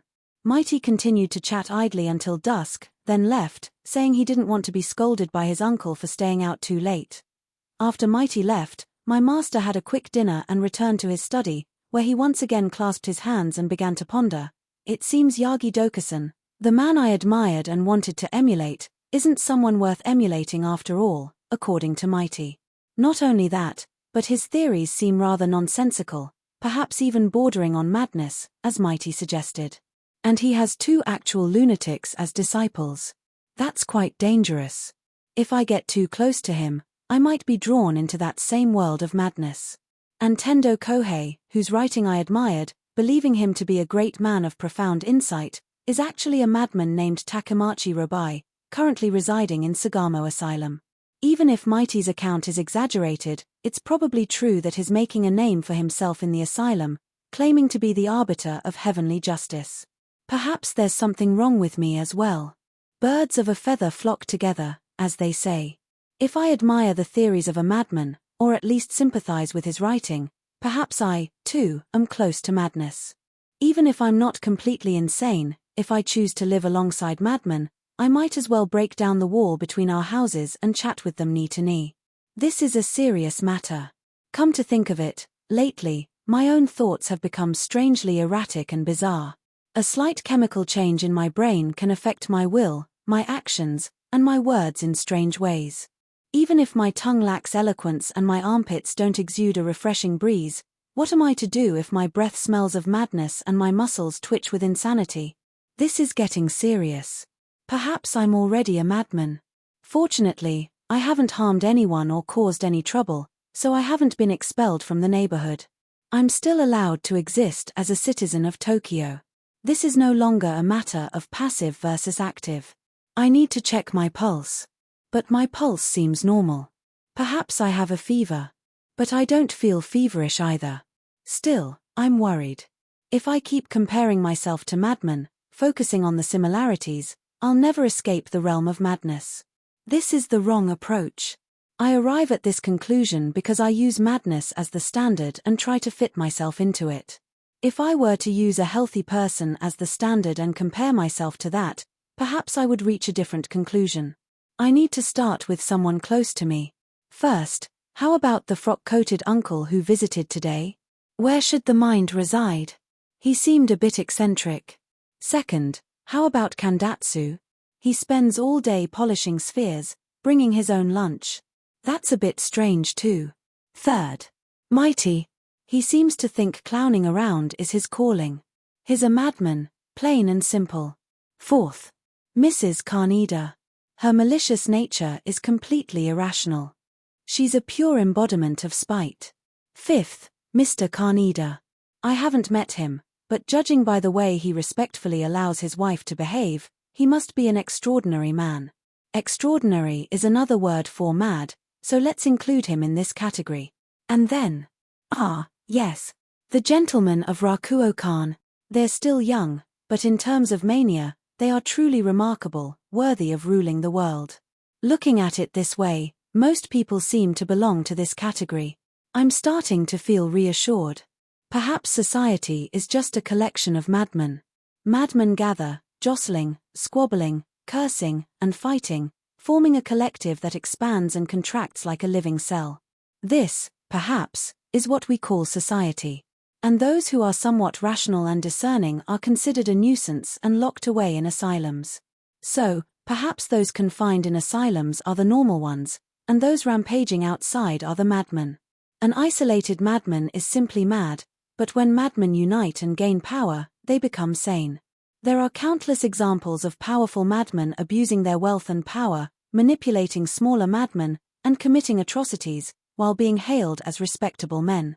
I don't know what to think anymore. The above is a faithful account of the mental processes that occurred in my master's mind that night under the solitary lamplight. The opacity of his intellect is clearly evident here. Despite cultivating a Kaiser-like handlebar mustache, he's a fool who cannot distinguish between a madman and a sane person. Moreover, he failed to reach any conclusion, even after presenting this question to himself and engaging his intellect. He lacks the mental capacity for thorough analysis. The vagueness of his conclusion, as elusive as the smoke billowing from his nostrils, is the only remarkable characteristic of his reasoning. I am a cat. Some might wonder how a cat can describe my master's inner thoughts so precisely. But this is nothing for a cat. I possess the ability to read minds. Don't ask me when or how I acquired this skill. The point is, I have it. When I sleep on a human's lap, I gently rub my soft fur against their belly. This generates a sort of electrical current, and their inner thoughts are projected onto my mind's eye as clear as day. The other day, for example, as my master was gently stroking my head, he suddenly had the absurd thought of skinning me and making a coat out of my fur. I sensed it instantly and shuddered involuntarily. It's quite frightening. It's thanks to this ability that I am able to report my master's thoughts to you, my esteemed readers. However, my master only thought as far as I don't know what to think anymore, before falling fast asleep. He'll probably forget everything he thought about by tomorrow. If he ever thinks about madness again, he'll have to start from scratch. And there's no guarantee he'll follow the same path and arrive at the same conclusion. However, one thing is certain, no matter how many times he revisits this question, no matter what path he takes, he will always end up thinking, I don't know what to think anymore. Chapter 10. Dear, it's already 7 o'clock, his wife called from beyond the sliding door. My master, whether awake or asleep, remained turned away and didn't respond. Not responding was his habit. When absolutely necessary, he would grunt in acknowledgement. Even this grunt was difficult to elicit. There's a certain charm to a man so lazy he can't even be bothered to respond, but such men are rarely popular with women. Even his current wife doesn't seem to hold him in high regard, so it's safe to assume he's not popular with other women either. A man abandoned by his family and unloved by courtesans is unlikely to be adored by his wife. While there's no need to expose my master's unpopularity with the opposite sex, he mistakenly believes his wife's lack of affection is due to his age. This misconception could lead to further misunderstandings, so I'm offering this kindly advice for his self-awareness. After announcing the time and receiving no response, not even a grunt, his wife concluded that the fault lay with her husband, not herself. She declared, "Well, don't blame me if you're late," and headed for the study, armed with a broom and duster. The ensuing clatter indicated the start of her daily cleaning ritual. Whether the purpose of cleaning is exercise or amusement is beyond the comprehension of a cat like myself, who has no cleaning duties. I could simply ignore it, but his wife's cleaning method is utterly pointless. It's pointless because she cleans simply for the sake of cleaning. She dusts the shoji screens, sweeps the tatami mats, and considers the job done.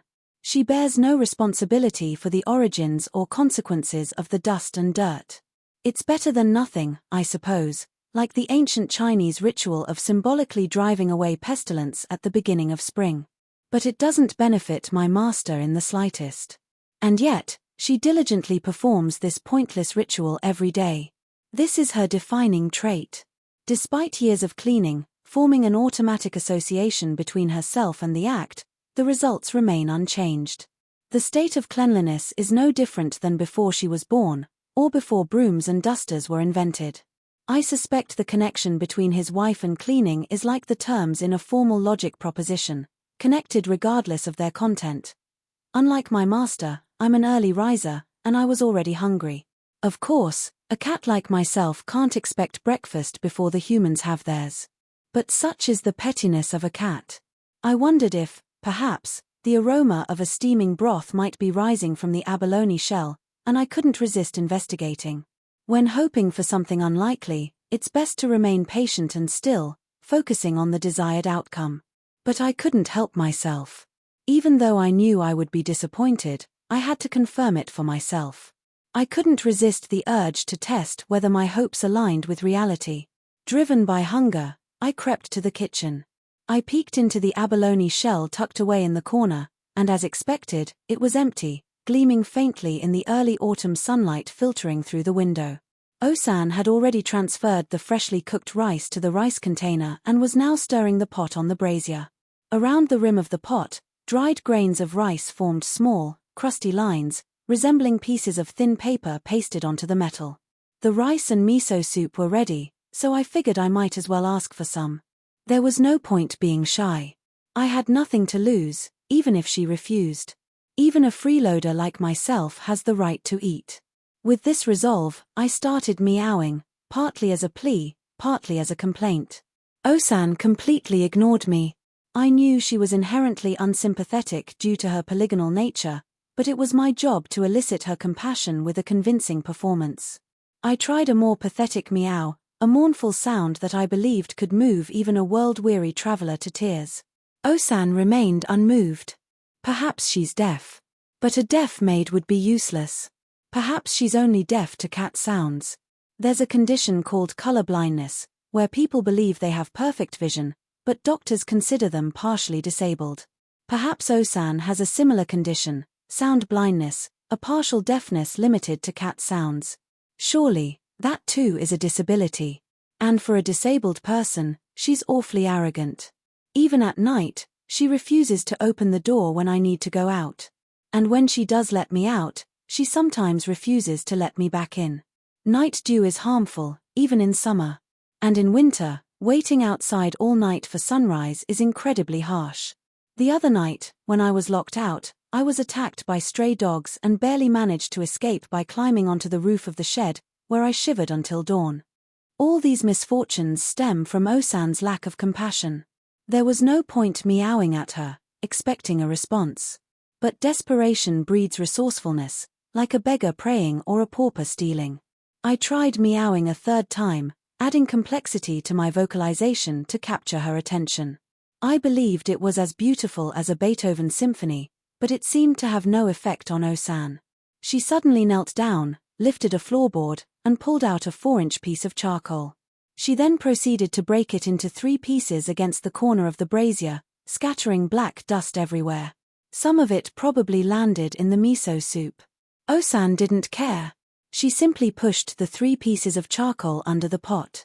She clearly wasn't going to listen to my symphony.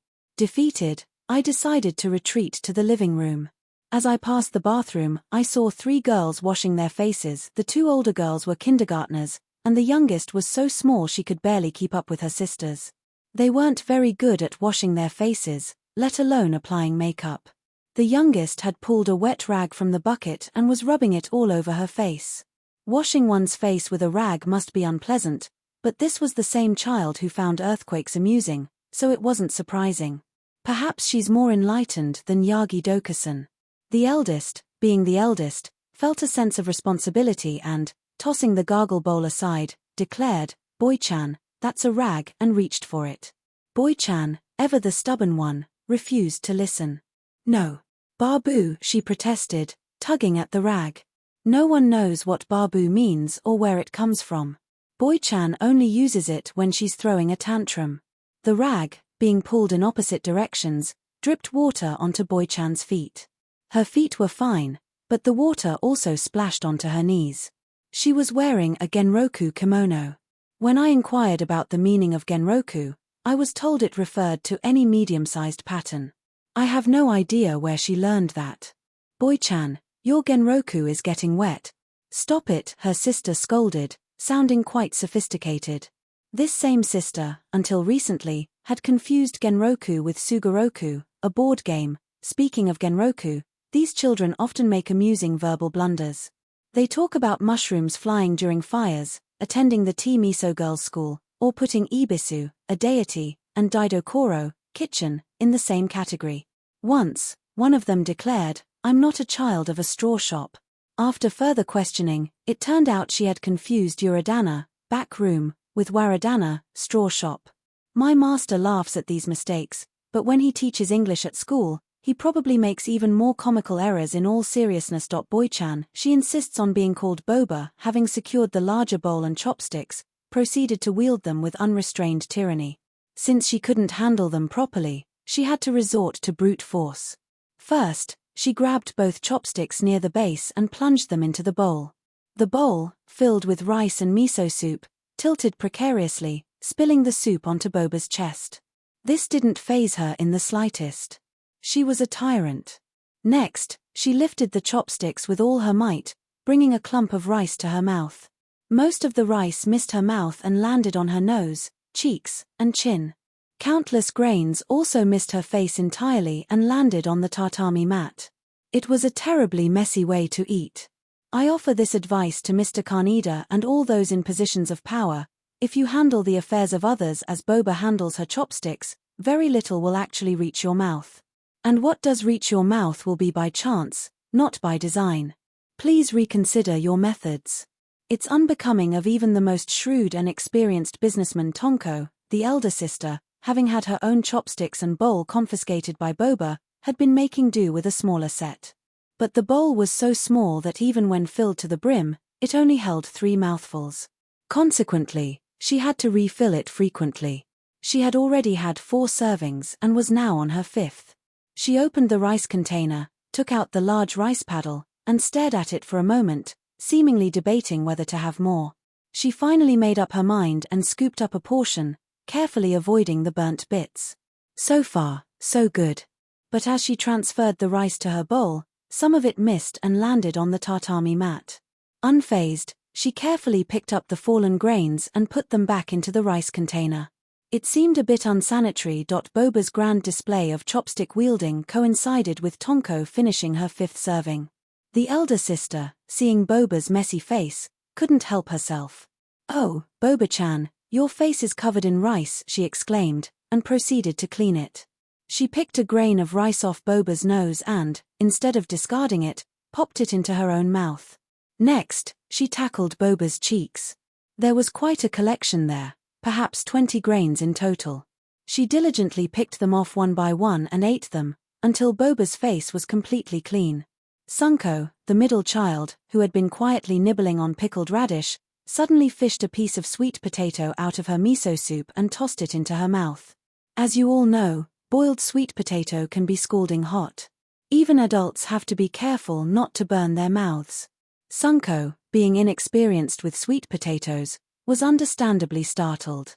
"Oh," she cried, spitting the sweet potato onto the table. A few pieces slid across the table and landed in front of Boba. Boba loved sweet potatoes. Seeing them right in front of her, she dropped her chopsticks, grabbed the sweet potato pieces with her hands, and devoured them. My master, who had been observing this spectacle, had remained silent, focusing on his own meal. He was now using a toothpick. He seemed to believe in a completely laissez-faire approach to parenting. Even if his 3 daughters became scandalous women, eloping with lovers, he would probably remain unfazed, continuing to eat his rice and miso soup. He was remarkably passive. But looking at the so-called productive people in today's world, they seem to specialize in deception, backstabbing, intimidation, and manipulation.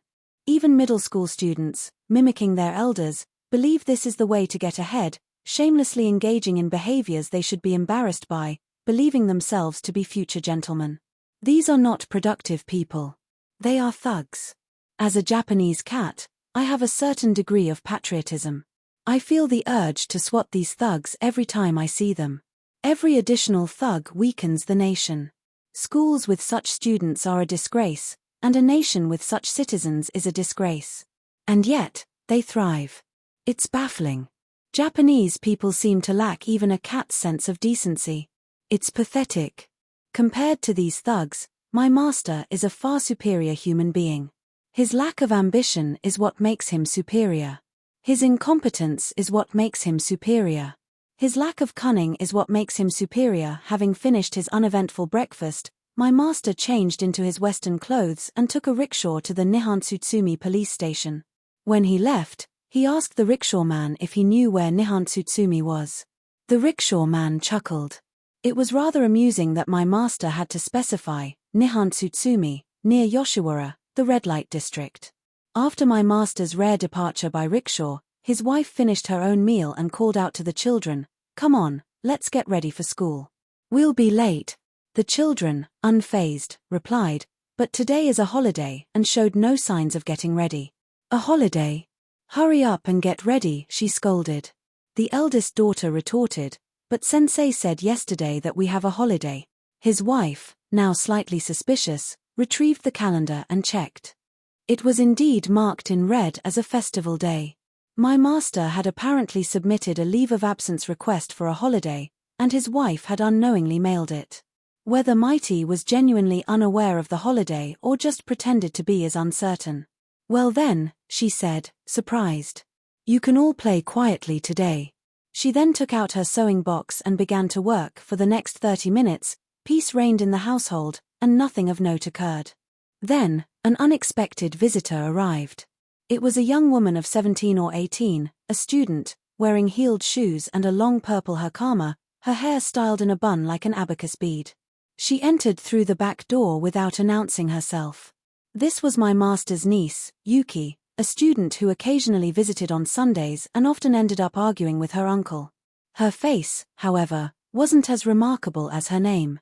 She had a rather ordinary face, the kind you'd see anywhere. "Good morning, Auntie," she said, entering the living room and sitting down next to the sewing box. "Oh, Yuki, it's so early. It's a holiday, so I thought I'd come over. I left home around 8:30 and hurried here. Is there something you need?" "No, I just haven't seen you in a while." "Well, stay and relax. Your uncle will be back soon." "Where did Uncle go?" "That's unusual." "Yes, he went somewhere strange today, to the police station." "Isn't that odd?" "The police station? Why?" "Apparently, they caught the burglar who broke into our house this spring." "And they called him in?" "How annoying." "Well, they recovered the stolen goods. They told him to come and collect them. A policeman came yesterday to inform us." "Oh, I see. That explains why he left so early.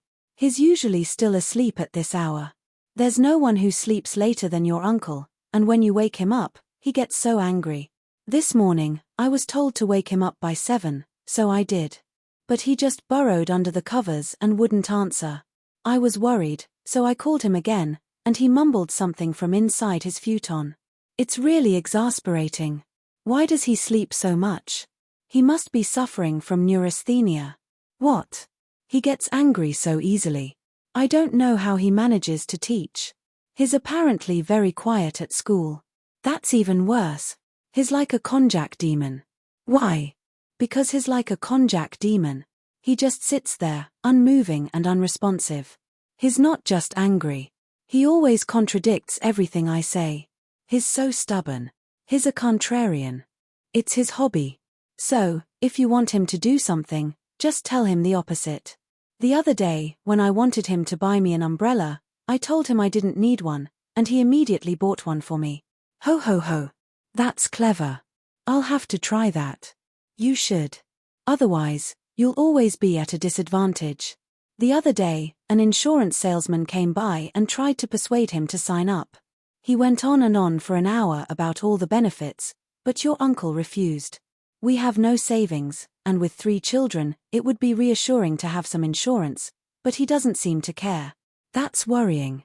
What should we do? No one else I know is like your uncle. I know. It's unbelievable. It was quite amusing listening to their conversation. He didn't deny the need for insurance. He acknowledged that it's necessary, which is why insurance companies exist. But he insisted that since he's not going to die, he doesn't need insurance. Your uncle said that? Yes. And when the salesman said, of course, if no one died, there would be no need for insurance companies. But life is fragile, and you never know when danger might strike, your uncle replied, don't worry, I've decided not to die. Can you believe it? You can't decide not to die.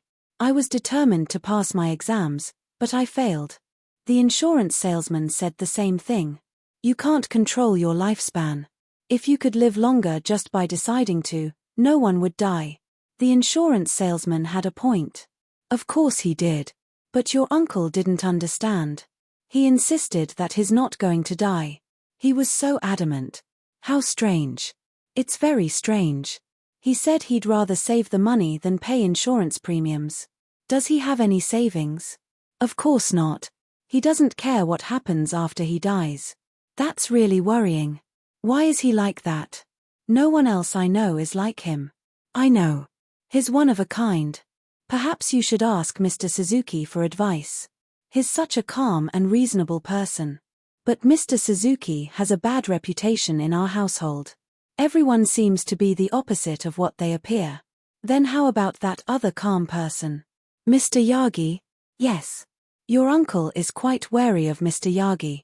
Mighty came by yesterday and badmouthed him, so he might not be very helpful. But he's so calm and composed. He gave a speech at our school the other day. Mr. Yagi did. Yes, he was invited to speak at the Shukutoku Women's Association meeting. Was it interesting? Not particularly. But everyone was impressed because he has such a long face and a magnificent beard. What did he talk about? His wife asked. Just then, hearing Yuki's voice, the 3 children burst into the room. They must have been playing in the vacant lot outside. Yuki-san is here, the 2 older girls exclaimed. Don't make so much noise. Be quiet and sit down. Yuki-san is about to tell us a story, their mother scolded, putting away her sewing. Yuki-san, what story? I love stories. Tonko said. Is it Kachi Kachi Yama? Sunko asked. Boba too. Story. Boba declared, pushing her way between her sisters. Oh, Boba-chan wants a story too, her sister chuckled. Boba, you can listen later, after Yuki-san finishes her story, their mother said, trying to appease her. Boba was having none of it. No. Babu, she shouted. Oh, all right, Boba-chan, you can go first. What story do you want to tell? Yuki asked condescendingly. Boba, where are you going? That sounds interesting. And then? I'm going to the rice paddy to harvest rice. You know a lot about farming. If you come, you'll be in the way. It's not eat, it's kuru, come, Tonko corrected her. Boba glared at her sister and shouted, "Babu," effectively silencing her. Having been interrupted, she forgot the rest of the story. "Boba-chan, is that all?" Yuki asked later. "Farts are not allowed." "Pooh. Pooh pooh. Ho ho ho. That's naughty. Who taught you that?" "Osan. Bad Osan. Don't teach her such things," his wife said with a wry smile. "Alright, now it's Yuki-san's turn." "Boba, you be quiet and listen," she said. Even the tyrannical Boba seemed to accept this and fell silent. Mr. Yagi's speech was like this. Yuki began. There was a large stone Jizo statue in the middle of a crossroads. But since it was in a very busy area with lots of horses and carts, it was quite a nuisance. So, the townspeople gathered to discuss how to move it. Is this a true story? It doesn't matter if it's true or not. Just listen. So, they discussed various options, and the strongest man in town declared, "I'll take care of it." He went to the crossroads, stripped to the waist, and tried to pull the statue, but it wouldn't budge. It must have been a very heavy Jizo. Yes. The man got tired and went home to sleep. So, the townspeople gathered again.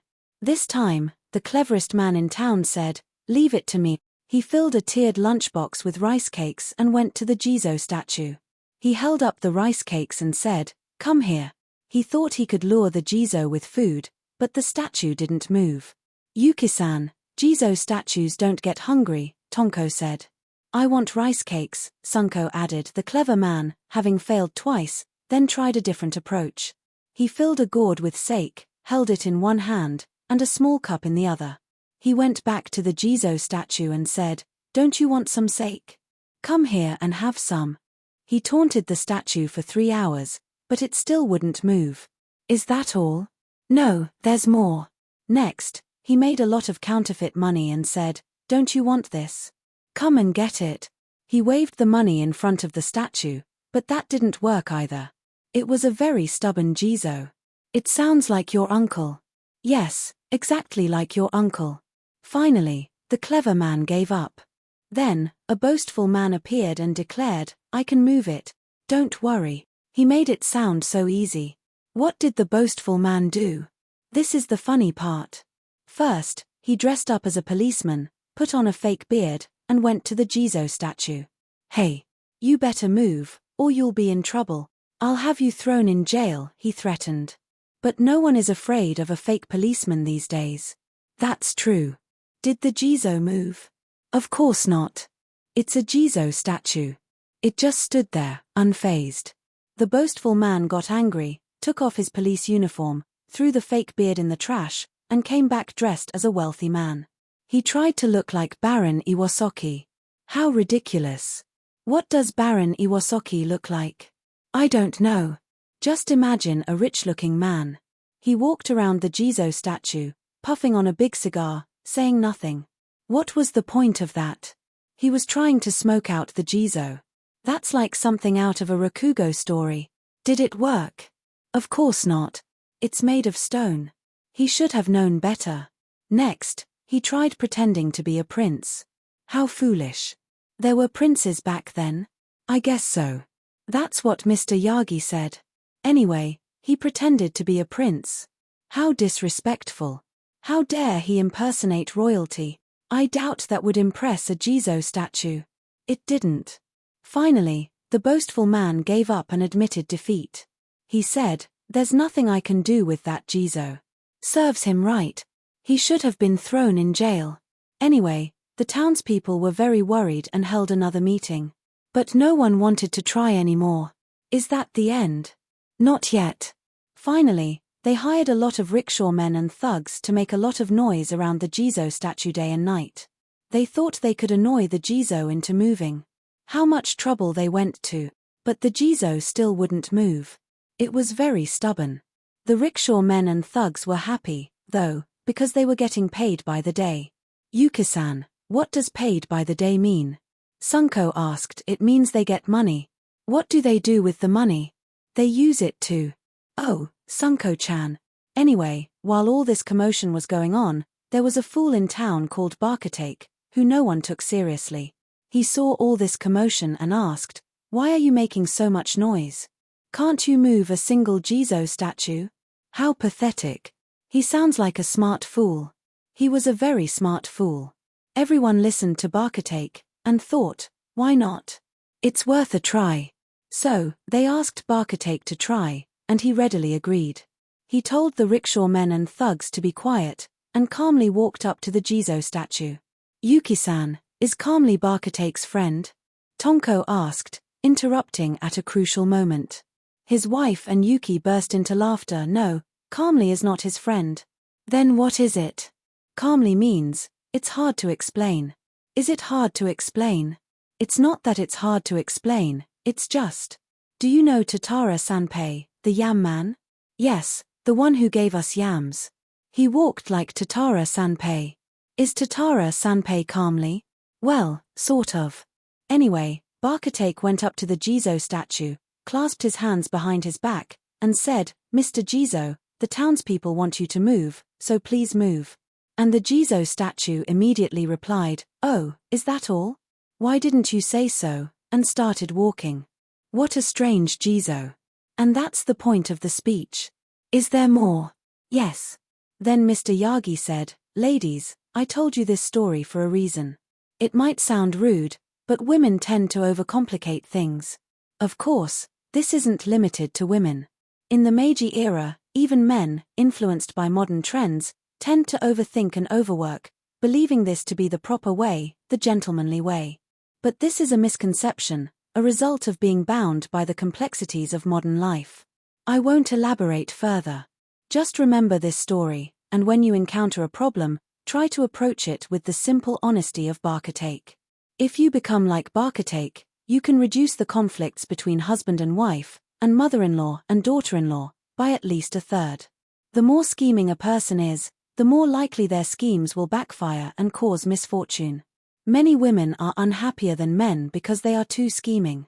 So, please, become like Barkatake. That was his speech. So, Yuki-san, are you going to become like Barkatake? No way. I don't want to be like Barkatake. Mrs. Kaneda was very offended. Mrs. Kaneda? The one from Mukoyo Kocho? Yes, the fashionable one. Does she attend your school too? No, she just came to observe the Women's Association meeting. She's so fashionable. It's astonishing. But I hear she's very beautiful. She's average. Not as beautiful as people say. Anyone can look good with that much makeup. Then Yuki-san, if you wore as much makeup as she does, you'd be twice as beautiful. Oh, stop it. I don't know about that. But she wears too much. Even if she's rich. Isn't it better to be rich, even if you wear too much makeup? I suppose so, but she should become more like Barkatake. She's so arrogant. I heard that a poet dedicated a collection of modern poems to her, and she's been bragging about it. Mr. Kochi, wasn't it? Yes, he dedicated it to her. How peculiar. But Mr. Kochi is a very serious person. He apparently thought it was perfectly normal. That's why it's so strange. And there's something even more amusing. I heard someone sent her a love letter. Oh, how indecent. Who would do such a thing? No one knows. Was there no name? There was a name, but no one has heard of him. And it was a very long letter, almost 6 feet long, full of strange things. My love for you is like a religious person's devotion to God, and I would consider it an honor to be sacrificed as a lamb on the altar for you, and my heart is shaped like a triangle, and Cupid's arrow is piercing its center, and if it were a blowgun, it would be a bullseye. Was he serious? Apparently. 3 of my friends have seen the letter. How unpleasant of her to show it around. She's supposed to marry Mr. Kandatsu. It would be problematic if this became public. Problematic? She's delighted. She'll probably tell Mr. Kandatsu when he visits. I don't think he knows yet. He probably doesn't. He spends all his time at school polishing spheres. Does Mr. Kandatsu really intend to marry her? I feel sorry for him. Why? She's rich, and she'll be a great asset to him. Auntie, you're so materialistic. Love is more important than money. A marriage without love cannot last. Is that so? Then Yuki-san, who do you intend to marry? Why would you ask such a thing? I have no such plans. As Yuki and her aunt discussed marriage, Tonko, who had been listening intently, suddenly declared, I want to get married too. This unexpected declaration surprised even the empathetic Yuki, who was sympathetic to the whims of children. His wife, however, remained calm and asked with a smile, who do you want to marry? I really wanted to marry Yasukuni Shrine, but I don't want to cross the Sudobashi Bridge, so I don't know what to do. His wife and Yuki, speechless at this unexpected answer, burst into laughter. Sunko, the middle child, then turned to her older sister and said, do you like Yasukuni Shrine, Wani-sama? I like it too. Let's both marry Yasukuni Shrine. Okay. If not, that's fine. I'll just take a rickshaw and go there myself. Boba too. Boba chimed in, also deciding to marry Yasukuni Shrine. If all three of them married Yasukuni Shrine, it would certainly simplify things for my master. Just then, a rickshaw pulled up to the gate, and a cheerful voice called out, I'm home. It seemed my master had returned from the Nihon police station. The maid received a large cloth-wrapped bundle from the rickshawman, and my master entered the living room. Oh, you're back, he said, greeting Yuki, and casually tossed something that looked like a sake bottle next to the brazier. It wasn't a sake bottle, and it didn't look like a flower vase either. It was a strange ceramic object, so I'll just call it a bottle for now. What a strange bottle. Did you get that from the police? Yuki asked, picking up the bottle, which had fallen over. My master looked at her and said proudly, isn't it beautiful? Beautiful? It's not very nice. Why did you bring home an oil pot? It's not an oil pot. Don't be so uncultured. You have no more taste than your aunt. How disappointing, he grumbled, picking up the oil pot and examining it against the light of the shoji screen. Of course I'm uncultured. I wouldn't bring home an oil pot from the police station. Would you, auntie? His wife was busy unwrapping the bundle and examining the recovered items. Oh my. Burglars have become so sophisticated these days. They've washed and ironed everything. Dear, come and look. Who would bring home an oil pot from the police station? I found it while I was strolling around Nihon Tsutsumi. You wouldn't understand, but it's a rare item. It's too rare. Where exactly were you strolling? Around Nihon Tsutsumi. I even went to Yoshiwara. It's quite a lively place. Have you ever seen that iron gate? Of course not. Who would want to see that? Yoshiwara is a place for prostitutes. How could you go to such a place, uncle? You're a teacher. It's shocking. Auntie. Auntie. Yes, dear. It seems some items are still missing. Is this everything they recovered? The only thing missing is the yams. They told me to be there by 9, but they made me wait until 11. Japanese police are so inefficient. Japanese police being inefficient is one thing, but strolling around Yoshiwara is quite another. If anyone finds out, you'll be fired. Auntie. Yes, he probably would. Dear, one of my obi sashis is missing. I noticed it when I was putting things away. Just forget about the sash. They made me wait for 3 hours. I wasted half a day. He had changed into his Japanese clothes and was now calmly leaning against the brazier, admiring the oil pot. His wife, resigned, put away the recovered items and returned to her seat. Auntie, he says this oil pot is a rare item. It's so ugly. Did he buy it in Yoshiwara? Really? What do you mean, really? Don't be so ignorant. Even if it's a rare pot, you could find one anywhere. You don't have to go to Yoshiwara. You can't find it anywhere. It's a very rare item. Uncle, you're such a stone Jizo. Don't be impertinent. Young ladies these days have such foul mouths. You should read Honor Daigaku, Greater Learning for Women. Uncle, you hate insurance, don't you? Do you hate insurance more than you hate schoolgirls? I don't hate insurance. It's necessary. Anyone who thinks about the future should have it. Schoolgirls are useless. Even if we're useless, it's better than not having insurance. I'm planning to get insurance next month. Really? Really? Don't bother with insurance. You should buy something nice with that money. Don't you agree, Auntie? His wife just smiled. My master said seriously. You think you'll live forever, so you can say such carefree things. But when you become more rational, you'll realize the importance of insurance. I'm definitely getting it next month. If you insist. But if you have enough money to buy me an umbrella, you should get insurance. I told you I didn't need one, but you insisted on buying it for me. You didn't want it. No, I didn't need an umbrella. Then I'll return it. Tonko wants one, so I'll give it to her. Did you bring it today? Oh, uncle, that's terrible. You bought it for me, and now you want to return it. How cruel. You said you didn't need it, so I'm returning it. It's not cruel. I know I don't need it, but it's still cruel. You're being irrational. You said you didn't need it, so I'm returning it. Why is that cruel? Because. Because what? Because it's cruel. You're so foolish. You just keep repeating the same thing. You're repeating the same thing too, uncle. I'm repeating it because you're repeating it. You said you didn't need it. I did say that. I don't need it, but I don't want you to return it. That's absurd. You're so illogical and stubborn. Don't they teach logic at your school? They probably do, but I'm uneducated, so say what you like. No one else would be so unkind as to take back a gift. You should learn from Barkatake. Learn what? Be honest and unselfish. You're a foolish and stubborn girl. That's why you failed your exams.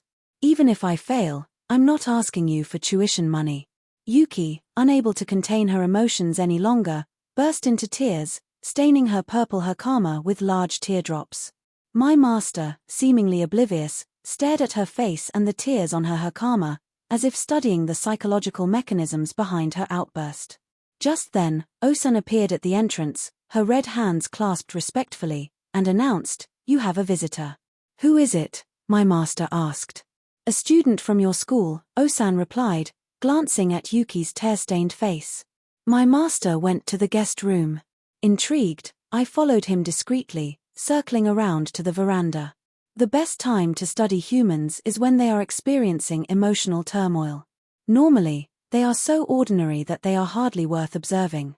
But in moments of crisis, this ordinariness is transformed by mysterious forces, revealing hidden depths, strange quirks, and unexpected behaviors. Yuki's tears were a prime example of this phenomenon. She had seemed unremarkable while talking to her aunt, but the moment her uncle returned and tossed down the oil pot, she transformed into a dramatic heroine, her innermost feelings bursting forth in a display of complex and unpredictable emotions. These emotions are shared by all women. They are always present, but rarely revealed so openly and dramatically. It was thanks to an eccentric man like my master, who enjoys stroking my fur the wrong way, that I was able to witness such a performance. As long as I followed my master, there would always be a drama unfolding. I was fortunate to have such an interesting master. It allowed me to experience so much in my short life as a cat. I wondered who the new visitor was. It was a young man of 17 or 18, a student like Yuki. He had a large, closely cropped head, a prominent nose, and was sitting humbly in the corner of the room. He had no particularly distinguishing features other than his unusually large skull. Even with a buzz cut, it looked enormous. If he grew his hair long like my master, it would surely attract attention. My master believed that people with such large heads were rarely intelligent. He might have been right, but the young man's imposing head reminded me of Napoleon. He wore a typical student's kimono, a dark patterned cotton of indeterminate origin, with short sleeves, and nothing underneath. While going without underwear or socks might be considered fashionable, this young man's appearance was rather unappealing. His bare feet had left distinct dirt marks on the tatami mat, which was particularly unsightly. He sat formally on the mat, looking uncomfortable. While there's nothing wrong with being respectful, it seemed unnatural for such a boisterous young man, with his shaved head and short kimono, to be so timid. These were the same students who boasted about not bowing to their teachers in the hallway. Sitting properly for even 30 minutes must have been an ordeal for him. And yet, he sat there, pretending to be a refined gentleman, hunched over as if trying to merge with the sliding door. It was comical, despite his obvious discomfort. It was fascinating how these students, so unruly in the classroom and on the playing field, possessed the ability to restrain themselves so effectively. Perhaps even a fool like my master seemed somewhat imposing when faced with a single student in a formal setting. My master must have felt a sense of authority. Many a little makes a mickle, as they say. Even insignificant students, when united, can become a formidable force, capable of staging boycotts and strikes. It's like a timid man becoming emboldened by alcohol. Causing a commotion by relying on the strength of numbers is like being drunk on the energy of the crowd, losing one's senses. Otherwise, there was no reason for this young man, so timid he seemed to be trying to meld with the sliding door, to be so respectful of my master, whom he would normally mock without hesitation. He couldn't possibly look down on him. My master pushed aside a cushion and said, "Please, have a seat." The student, still stiff, simply replied, "Yes," and remained motionless. It was an odd sight, a large, living head perched precariously on the edge of a faded printed cushion, which lay invitingly on the tatami mat. Cushions are meant to be sat on, not stared at.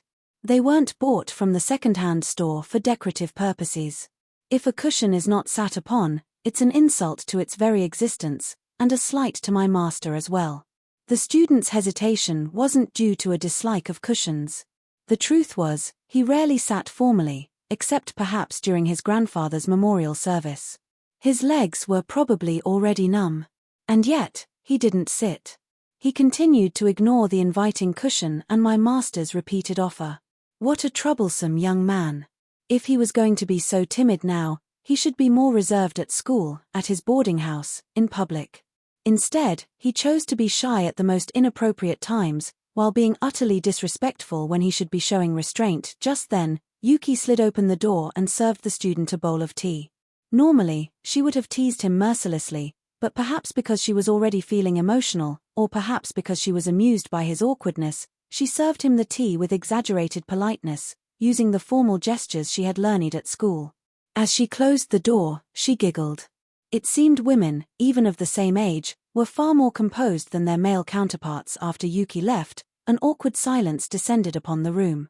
My master, realizing the need to break the ice, finally spoke. "What's your name?" "Furue." "Furue? Furue, what?" "Furue Buman." "Furue Buman. That's quite an old-fashioned name. You're in the 4th year, aren't you?" "No." "3rd year?"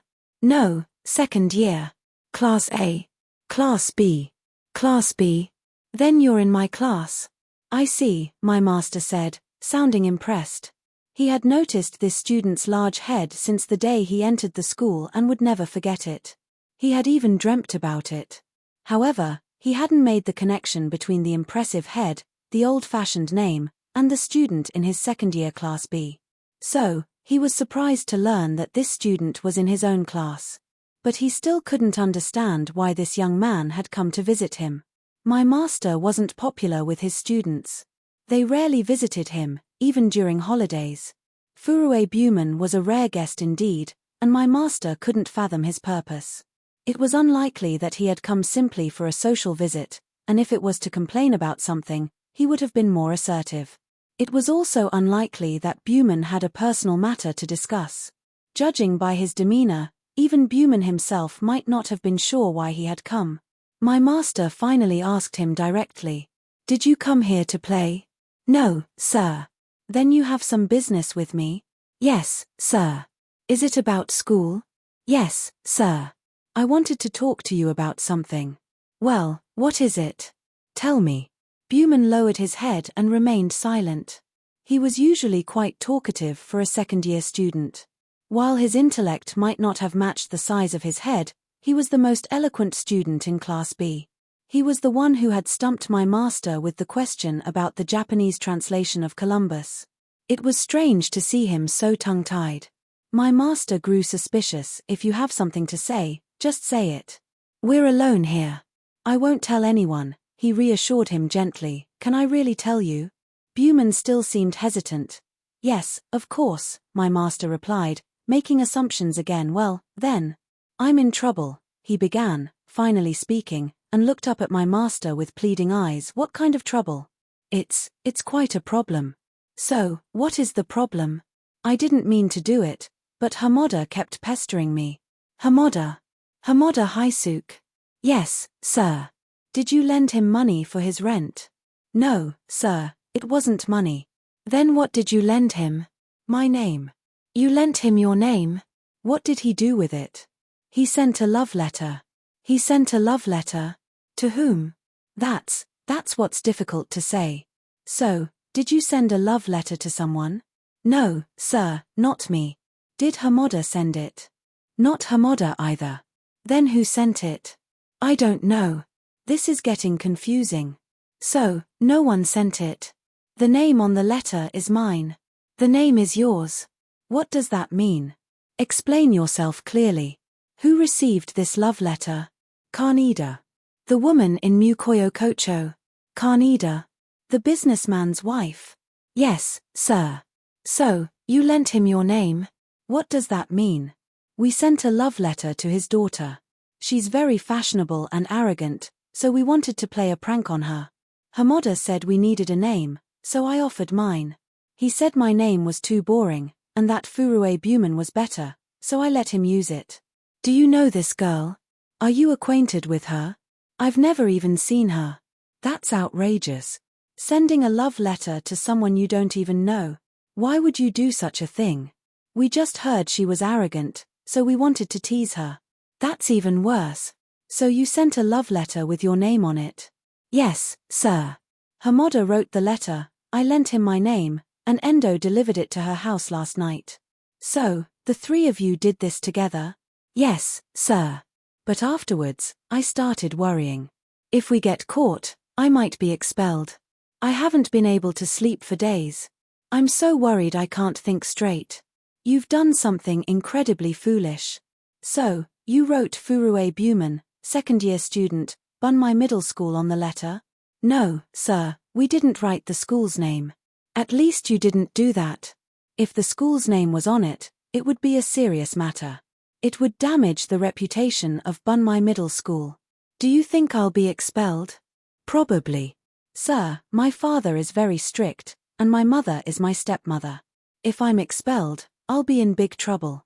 Do you really think I'll be expelled? You shouldn't have done such a reckless thing. I didn't mean to, but it just happened. Can't you do something to prevent me from being expelled? Buman's voice was trembling, close to tears. From behind the sliding door, I could hear his wife and Yuki giggling. My master, maintaining his composure, simply repeated, probably. It was quite amusing. You might ask what was so amusing about this situation. It's a valid question. Whether human or animal, self-awareness is crucial. If humans truly understood themselves, I would respect them even more than cats. If that were the case, I would stop writing these satirical pieces out of pity. But just as they are unaware of the length of their own noses, they seem to have difficulty understanding themselves, asking such questions even to a cat they normally despise. Humans, despite their arrogance, are quite simple. They proudly proclaim themselves to be the most intelligent beings, and yet, they fail to grasp the simplest truths. And their ability to remain blissfully unaware of their own contradictions is truly exasperating.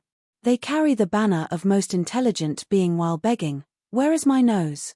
Tell me, tell me." If only they would relinquish this title. But they cling to it desperately. This blatant contradiction is almost endearing. But their endearing qualities must be tolerated with a certain degree of amusement. The reason I found this situation with Buman, my master, his wife, and Yuki so amusing wasn't simply because of the convergence of these events. It was because of the different reactions they elicited from each individual. My master, for example, was rather indifferent to the whole affair. He didn't seem particularly concerned about Buman's strict father or his stepmother. He had no reason to be. Buman's expulsion was a very different matter from his own dismissal. If all his students were expelled, he might lose his livelihood, but the fate of a single student, Furue Buman, had little impact on his daily life. Where there is little connection, there is little sympathy. Frowning, sighing, and expressing concern for strangers is not a natural human inclination. Humans are not as compassionate and empathetic as they like to believe. They simply shed tears and feign sympathy occasionally as a social obligation. It's a performance, a rather demanding art form. Those who excel at this deception are called compassionate and are highly regarded. Therefore, the most admired people are often the most suspicious. My master, in this regard, was rather inept. He was not admired. And because he wasn't admired, he didn't bother concealing his indifference. His repeated probably revealed his true feelings. Don't mistake his indifference for malice. Indifference is a natural human trait, and not hiding it is a sign of honesty. If you expect more than indifference in such situations, you are overestimating human nature. As for the women giggling in the next room, they had crossed the line from indifference to amusement, finding delight in Buman's predicament. They found his distress entertaining. Ask any woman, do you find amusement in other people's suffering? They will either call you a fool, or accuse you of insulting their character. They might be right to feel insulted, but it's also true that they find amusement in other people's suffering. It's like saying, I'm about to do something that will insult my own character, so don't say anything. Or, I'm a thief, but don't call me immoral. It's an insult. Women are clever. They are consistent in their reasoning. As humans, we must be prepared to be stepped on, kicked, and ignored without complaint. We must even endure being spat on and defecated on while being laughed at. Otherwise, we cannot interact with such intelligent creatures called women. As for Buman, he might have thought it was unkind of the women to laugh at his misfortune, but that was simply youthful naivete. Since expressing anger at being treated rudely is considered a sign of weakness, he should simply remain silent if he doesn't want to be considered weak. Finally, let's consider Buman's state of mind. He was the embodiment of worry. His large head, instead of being filled with ambition like Napoleon's, was overflowing with anxiety. His nose twitched involuntarily, a physical manifestation of his mental distress. He felt as if he had swallowed a cannonball, a heavy burden weighing on his mind. In his desperation, he had come to seek help from his teacher, believing that even someone as unapproachable as my master would offer him some guidance. He seemed to have forgotten how he had mocked and taunted my master at school. He believed that a teacher, by definition, was obligated to help him. He was remarkably naive. My master hadn't chosen to be a teacher. He was assigned the role by the principal. It was a title, like Mighty's uncle's bowler hat. A title alone held no power. If titles were all that mattered, Yuki could secure a marriage proposal with her name alone.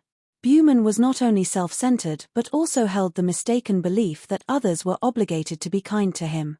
He hadn't expected to be laughed at. He must have discovered a profound truth about human nature during his visit. This truth would surely help him become a better person. He would learn to be indifferent to other people's worries, and to laugh heartily at their misfortunes. The world would be filled with future Buemans, future Kaindas. I sincerely hope that Buman will soon achieve self-awareness and become a true human being. Otherwise, no matter how much he worries, regrets, or strives for goodness, he will never achieve the success of a Kaneda. Society will eventually cast him out. Expulsion from Bunmai Middle School would be the least of his worries. As I was pondering these amusing thoughts, the sliding door rattled open, and a face peeked out from behind the shoji screen at the entrance. Sensei, a voice called My master, who had been repeating probably to Buman, turned to see who it was. It was Kandatsu, his face partially obscured by the shoji screen. Come in, he said, still seated. Are you busy? Kandatsu asked, his face still half hidden. It's fine, come in. I actually came to invite you somewhere. Where to? Not a Kasaka again. I'm still sore from all that walking the other day. Don't worry, we won't be walking that much today. Come on, it's been a while. Where are we going? Come in first. I was thinking of going to Ueno to hear the tigers roar. That sounds boring. Just come in. Kandatsu, realizing he wouldn't be able to persuade my master from the doorway, took off his shoes and entered the room. As usual, he was wearing his patched-up, mouse-grey trousers. He claimed the patches weren't due to wear and tear, but because he had recently taken up cycling and the friction had damaged the fabric. Unaware that he was the unwitting rival in a love triangle, my master simply greeted him with a hey, and gestured for him to sit near the veranda. Why would you want to hear tigers roar?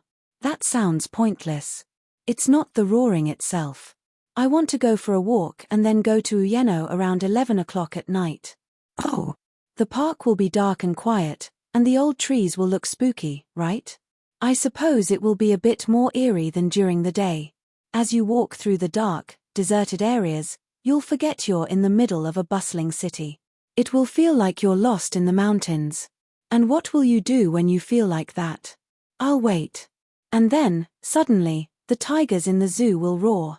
Do they roar well? They certainly do. You can hear them even at the science university during the day. Imagine hearing them at night, in the silence, surrounded by darkness, a ghostly presence. What do you mean, ghostly presence? You know, that feeling you get when you're scared. I see. So, the tigers will roar, shaking the old cedar trees and scattering their leaves. It will be terrifying. I'm sure it will be. So, how about it? Do you want to join me? It will be an adventure. I believe the true experience of hearing a tiger roar can only be had at night. I see. My master was as indifferent to Kandatsu's invitation as he had been to Buman's plea. Buman, who had been listening enviously to Kandatsu's story, was reminded of his own predicament by my master's indifferent "I see. Sensei, I'm really worried. What should I do?" he pleaded again. Kandatsu looked at him curiously. I decided to excuse myself and return to the living room. His wife was giggling as she poured tea into a cheap ceramic cup and placed it on a metal saucer. "Yuki-san, please take this to the guest room," she said. "I don't want to," Yuki replied. "Why not?" his wife asked, stifling her laughter. "Just because," Yuki replied, putting on a nonchalant expression and pretending to read the Yomiuri Shimbun newspaper. His wife tried again. "Don't be silly. It's just Mr. Kandatsu. It's nothing to be embarrassed about." "But I don't want to," Yuki repeated, her eyes glued to the newspaper. She couldn't possibly be reading anything, but if she admitted it, she might start crying again. "There's nothing to be ashamed of," his wife said, pushing the teacup towards the newspaper. "Oh, you're so mean," Yuki exclaimed, trying to pull the newspaper out from under the teacup. She knocked over the saucer, spilling tea all over the newspaper and the tatami mat. "See what you've done," his wife said. "Oh dear," Yuki cried, and rushed to the kitchen, presumably to fetch a rag. "I found this little drama quite amusing." Kandatsu, unaware of the commotion in the next room, was talking to my master. "Sensei, you've replaced the shoji paper, haven't you?" "Who did it?" "My wife did." "Isn't it well done?" "Yes, it's very neat." "Did the young lady who visits sometimes help?" "Yes, she did. She boasted that if she could replace shoji paper this well, she was ready to get married." "I see," Kandatsu replied, examining the shoji screen. "It's smooth here, but there's a ripple on the right edge. That's the newest section. It was done when she was still inexperienced." "I see. The technique is a bit rough there. That surface forms a transcendental curve that cannot be expressed by any ordinary function," Kandatsu said, displaying his scientific knowledge. My master simply replied, "I see." Buman, realizing that his pleas were falling on deaf ears, suddenly pressed his large head against the tatami mat in a silent gesture of resignation. "Are you leaving?" my master asked. Buman shuffled towards the entrance, his wooden clogs clacking against the floor. Poor fellow. If things went badly, he might end up writing a farewell poem and jumping off Keegan Falls. It was all because of Miss Kaneda's arrogance and vanity. If he died, I hoped his ghost would haunt her. The world wouldn't miss a woman like that. Kandatsu should find a more suitable bride. Sensei, was that a student? Kandatsu asked. Yes. He has a very large head. Is he intelligent? Not as intelligent as his head suggests. He asks some strange questions. The other day, he asked me to translate Columbus into Japanese. I was stumped. With a head that big, it's not surprising he asks strange questions. What did you tell him? I made something up. You actually gave him an answer? That's impressive. Children need answers, even if they're made up. You're quite the politician, Sensei. But he didn't seem like the type to ask troublesome questions. He seemed rather dejected. He's a bit down today. He's a foolish boy. What happened? He looked so pitiful. What's wrong? He sent a love letter to Miss Kaneda. What? That big-headed boy. Students these days are so bold. I'm surprised. It was meant to be a joke.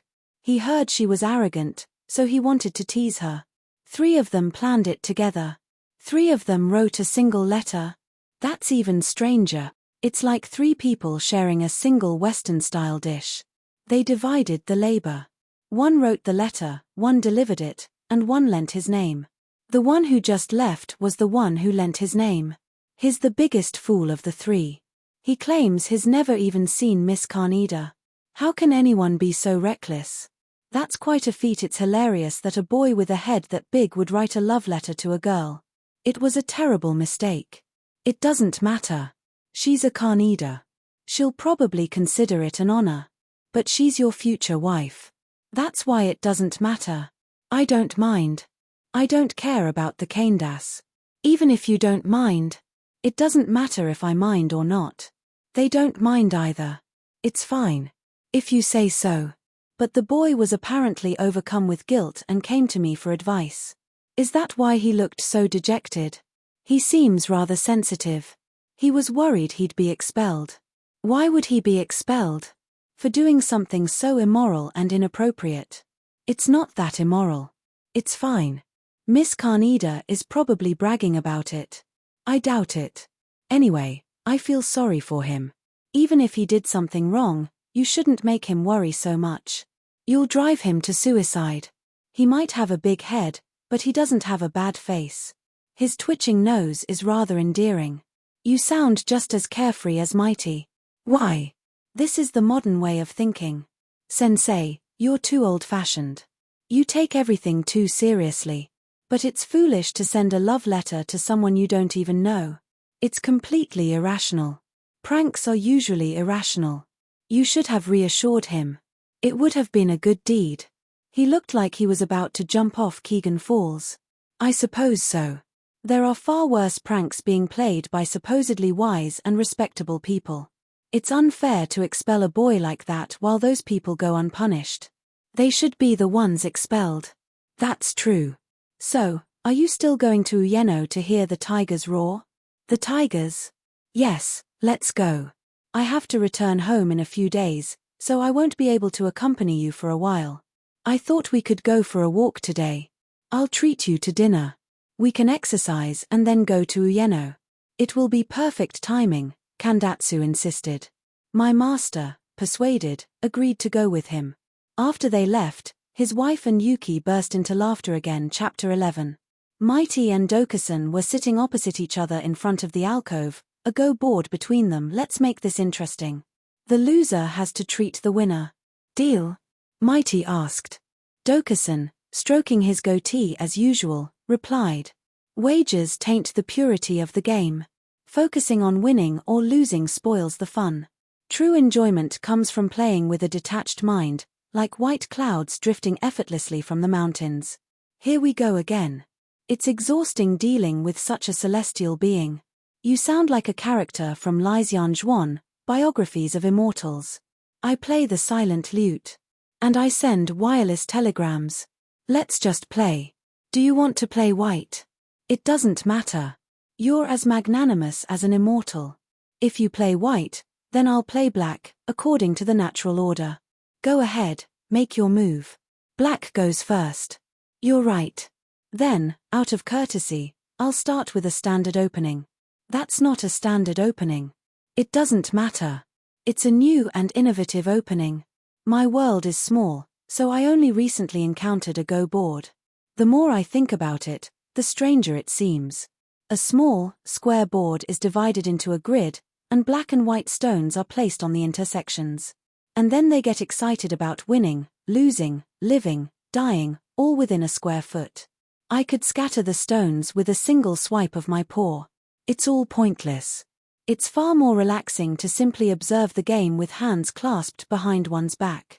For the first 30 or 40 moves, the arrangement of the stones isn't particularly bothersome, but as the game progresses, the board becomes a pitiful sight. Black and white stones are crammed together, vying for space. They can't ask their neighbors to move over, they can't demand that those in front retreat.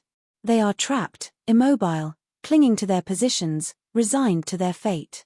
Since Go was invented by humans, and the game reflects their preferences, the fate of the Go stones can be seen as a representation of human nature. If human nature can be inferred from the fate of ghost stones, then humans must enjoy confining themselves to small spaces, meticulously marking their territory, unable to step outside the boundaries they have created for themselves. Humans seem to crave suffering. Mighty, the carefree one, and Dokusan, the Zen master, for reasons unknown to me, had decided to engage in this stifling pastime. At first, they played freely, the stones moving across the board with ease. But the board was finite, and the grid was filling up with each move. So, no matter how carefree or enlightened they were, the game inevitably became constricted. Mighty, your moves are too aggressive. You can't just invade my territory like that. That might not be allowed in Zen Go, but it's perfectly acceptable in the Honinbo school. But you're surrounded. A samurai never refuses death, let alone a small skirmish. Let's see, how about this? A fine move. A gentle breeze blows from the south, cooling the palace. This should secure my position. Oh, you've connected your stones. I didn't think you'd do that. Well then, the bell tolls, and how about this? What else can I do? A single sword, leaning against the heavens, brings a chill. This is troublesome. I'll just cut you off. Wait. If you cut me off there, I'm dead. Don't be ridiculous. That's what I've been telling you. You shouldn't invade my territory. My apologies. Could you please remove this white stone? You want me to remove it? And while you're at it, how about removing the one next to it as well? You're shameless. Do you see the boy? It's just between you and me. Don't be so stingy. Just remove them. It's a matter of life and death. This is my final plea. I don't care. You've already called matter, wait, 6 times. You have a good memory. I'll call it twice as many times next time. So, please remove those stones. You're so stubborn. You should try meditating. It might make you more flexible. But if I don't capture these stones, I'll lose. You said you didn't care about winning or losing. I don't care if I lose, but I don't want you to win. What a profound realization. You're still stuck on in the spring wind's whisper. I see the lightning's flash, aren't you? It's in the lightning's flash, I hear the spring wind. You have it backwards. Ha. It seems my prediction was correct. You always get it backwards. Well then, I give up. Life and death are of great importance, impermanence is swift.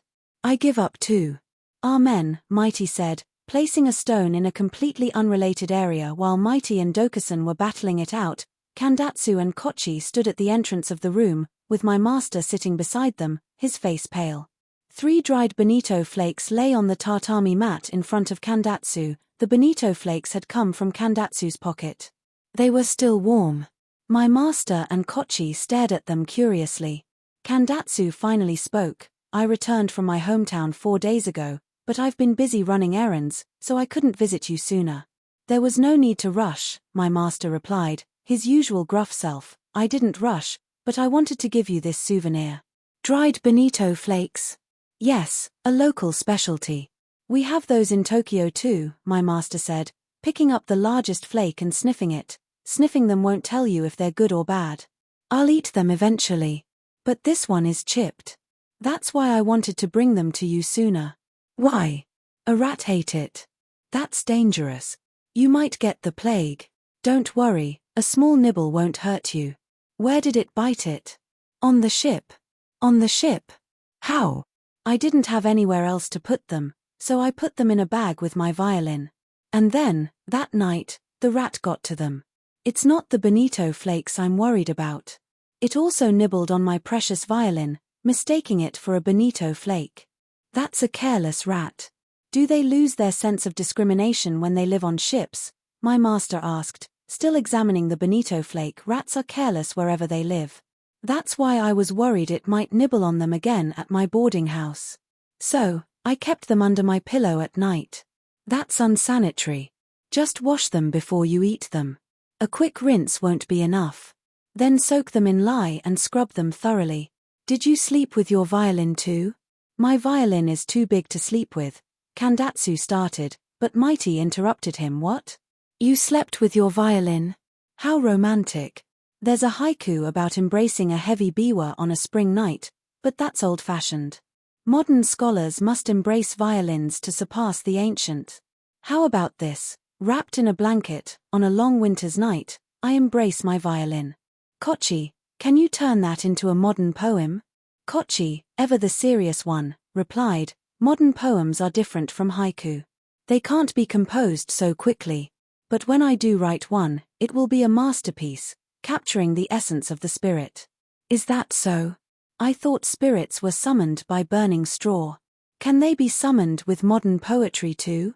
Mighty continued to tease him, ignoring the go game. If you keep talking, you'll lose, Dokusan said, slightly annoyed. Whether I win or lose, you're trapped like an octopus in a pot. There's nothing you can do. So, I'm amusing myself by discussing violins with our friend here. You should be more like Dokusan. He's so calm and collected, even after eating all those pickles in Kamakura. He's truly admirable. He might not be good at Go, but he has nerves of steel. You, on the other hand, lack courage. You should learn from him, my master replied, still facing away from them. Mighty stuck out his tongue. Dokusan, unfazed, simply said, your turn. When did you start playing the violin? I'm thinking of learning, but I hear it's quite difficult, Kochi asked Kandatsu. The basics are easy enough. Since we share an artistic sensibility, I'm hoping I'll be a quick learner. What do you think? I think you'll be good at it. When did you start? In high school. Sensei, have I told you the story of how I started playing the violin? No, I haven't heard it. You started playing in high school? Did you have a teacher? No, I taught myself. You're a genius. Anyone can teach themselves. Kandatsu seemed pleased with the compliment. It doesn't matter. Tell me how you did it. I'm curious. I'll tell you. Sensei, should I tell the story? Yes, go ahead. Nowadays, you often see young people carrying violin cases, but back then, it was rare for high school students to play Western music. Especially in my hometown, which was so rural that people didn't even wear straw sandals. There wasn't a single person in my school who played the violin. It seems an interesting story has begun over there. Dokusan, let's take a break. I'm not finished yet. There are still a few unresolved areas. It doesn't matter. I'll concede. I can't accept your concession. You're such a stickler for rules, even for a Zen scholar. Let's just finish this quickly. Kandatsu's story sounds interesting. Kandatsu, the students at your high school went to school barefoot, didn't they? No, they didn't. But I heard they did calisthenics naked and their feet became calloused. And they brought a huge rice ball for lunch, which they'd devour until a pickled plum appeared in the center. They apparently looked forward to the plum, eagerly eating the bland rice around it. They were full of energy, weren't they? Dokusan, this is a story you'll appreciate. It's a testament to their simple and robust lifestyle. And that's not all. They apparently didn't have ashtrays. A friend of mine who worked there went to buy an ashtray with the mark of Tagetsuho, but they didn't have any. Not even a single ashtray. When he asked about it, they said, why would we sell ashtrays? Just go to the woods and cut down a branch. That's another example of their simple and robust lifestyle, wouldn't you say, Dokusan? Yes, that's fine, but I need to place a dame, useless stone, here. All right, dame, dame, dame. There, I'm done. I was quite surprised when I heard that story. It's remarkable that you taught yourself to play the violin in such an environment. As the Chu Ci says, alone and peerless. Kandatsu, you're a modern-day Chu Yuan. I don't want to be compared to Chu Yuan. Then you're a modern-day Werther. Why are you counting the stones? You're so meticulous. You don't have to count. I've lost. It's obvious. But we haven't finished the game. Then you count. I'm not an accountant. I have to hear the story of how Werther learned to play the violin. I owe it to my ancestors. Mighty got up and joined Kandatsu and the others. Dokusan, left alone, diligently removed the captured stones, filling the empty spaces on the board, and mumbled calculations to himself.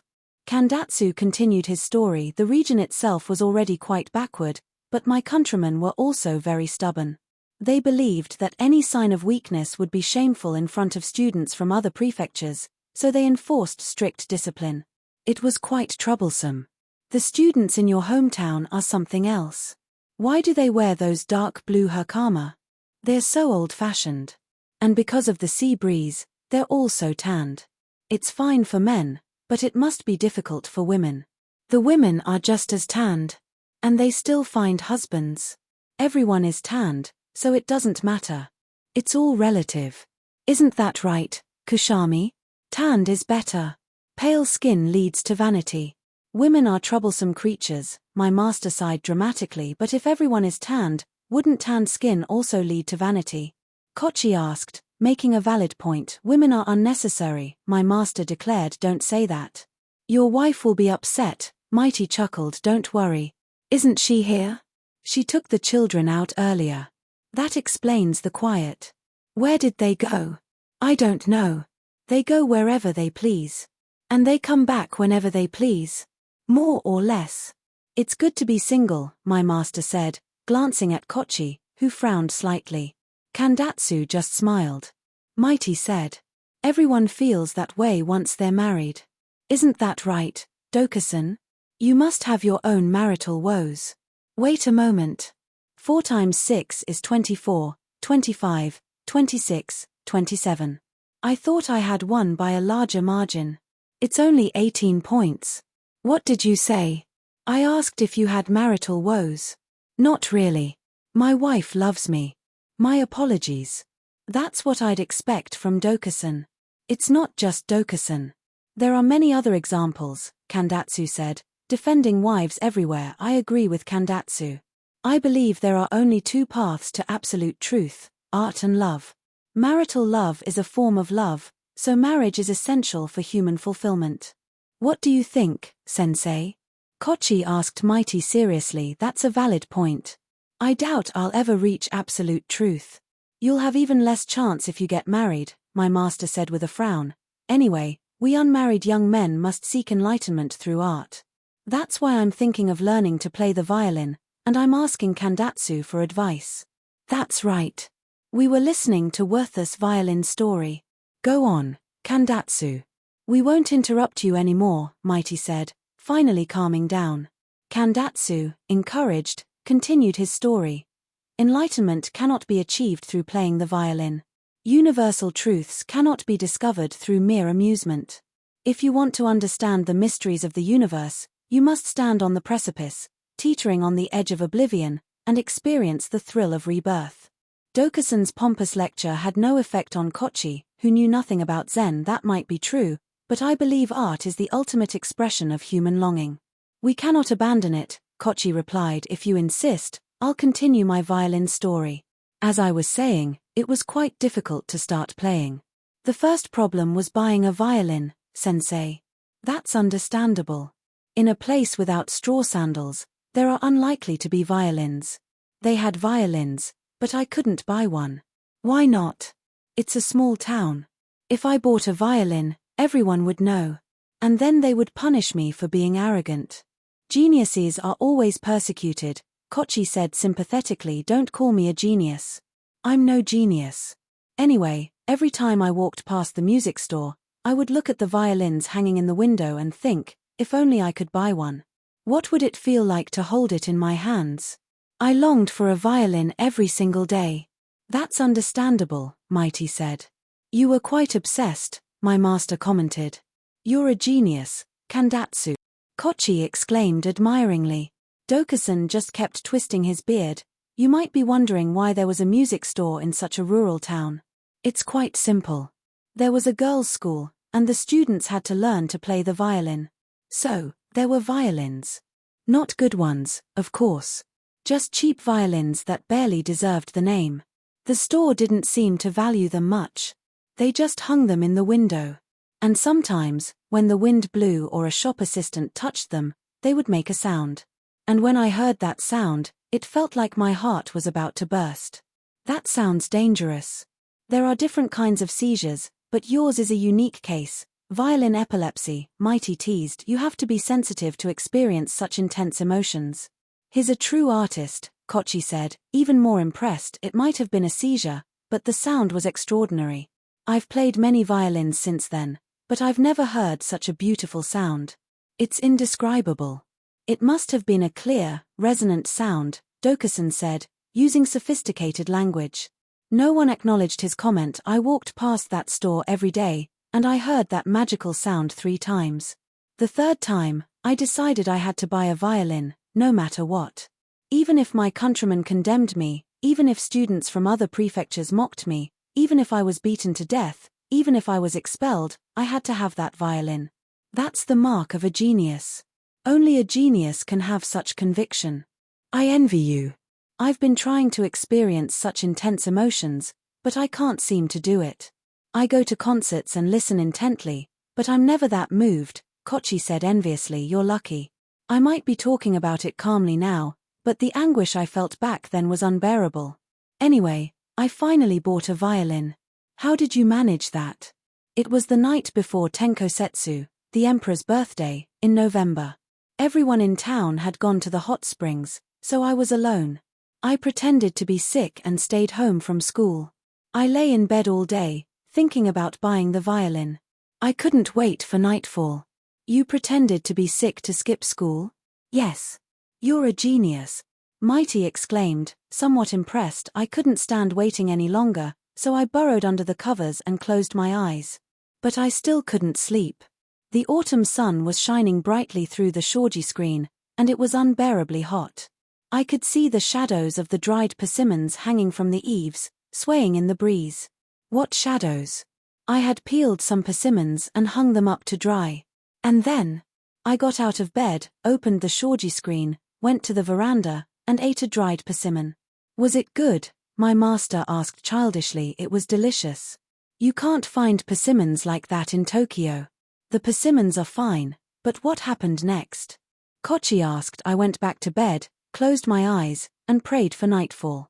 After what felt like 3 or 4 hours, I peeked out from under the covers. But the sun was still shining brightly, and the shadows of the dried persimmons were still swaying in the breeze. You're repeating yourself. It happened several times. I would get out of bed, eat a persimmon, go back to bed, and pray for nightfall. You ate another persimmon? You keep talking about persimmons. This story is going nowhere. I was getting impatient. We're getting impatient too, Kochi said, expressing his frustration. Sensei, you're too impatient. It makes it difficult to tell a story. It's difficult to listen to as well, Kochi added. Since you're also impatient, I'll summarize. I kept eating dried persimmons and going back to bed, until I had eaten all the persimmons hanging from the eaves. And then it got dark. No. Even after eating the last persimmon, the sun was still shining brightly. I give up. This story is never going to end. I'm getting tired of telling it too. But with that much persistence, you can achieve anything. If you had just waited, the sun would have set eventually. When were you finally going to buy the violin? Mighty asked, losing his patience. Kandatsu smiled. You've got me there. Let's just say it got dark. So, relieved that it was finally night, I left my boarding house in Kurakakamura. A remote village with few signs of human habitation is a bit of an exaggeration, my master protested. A humble snail's dwelling is also a bit much. A 4.5 tatami mat room with no alcove would be more realistic and interesting, Mighty added. Kochi, however, praised Kandatsu's description. It doesn't matter if it's accurate. The language is poetic and evocative. Dokusan, ever the serious one, asked, how far was your boarding house from the school? It was only a few blocks away.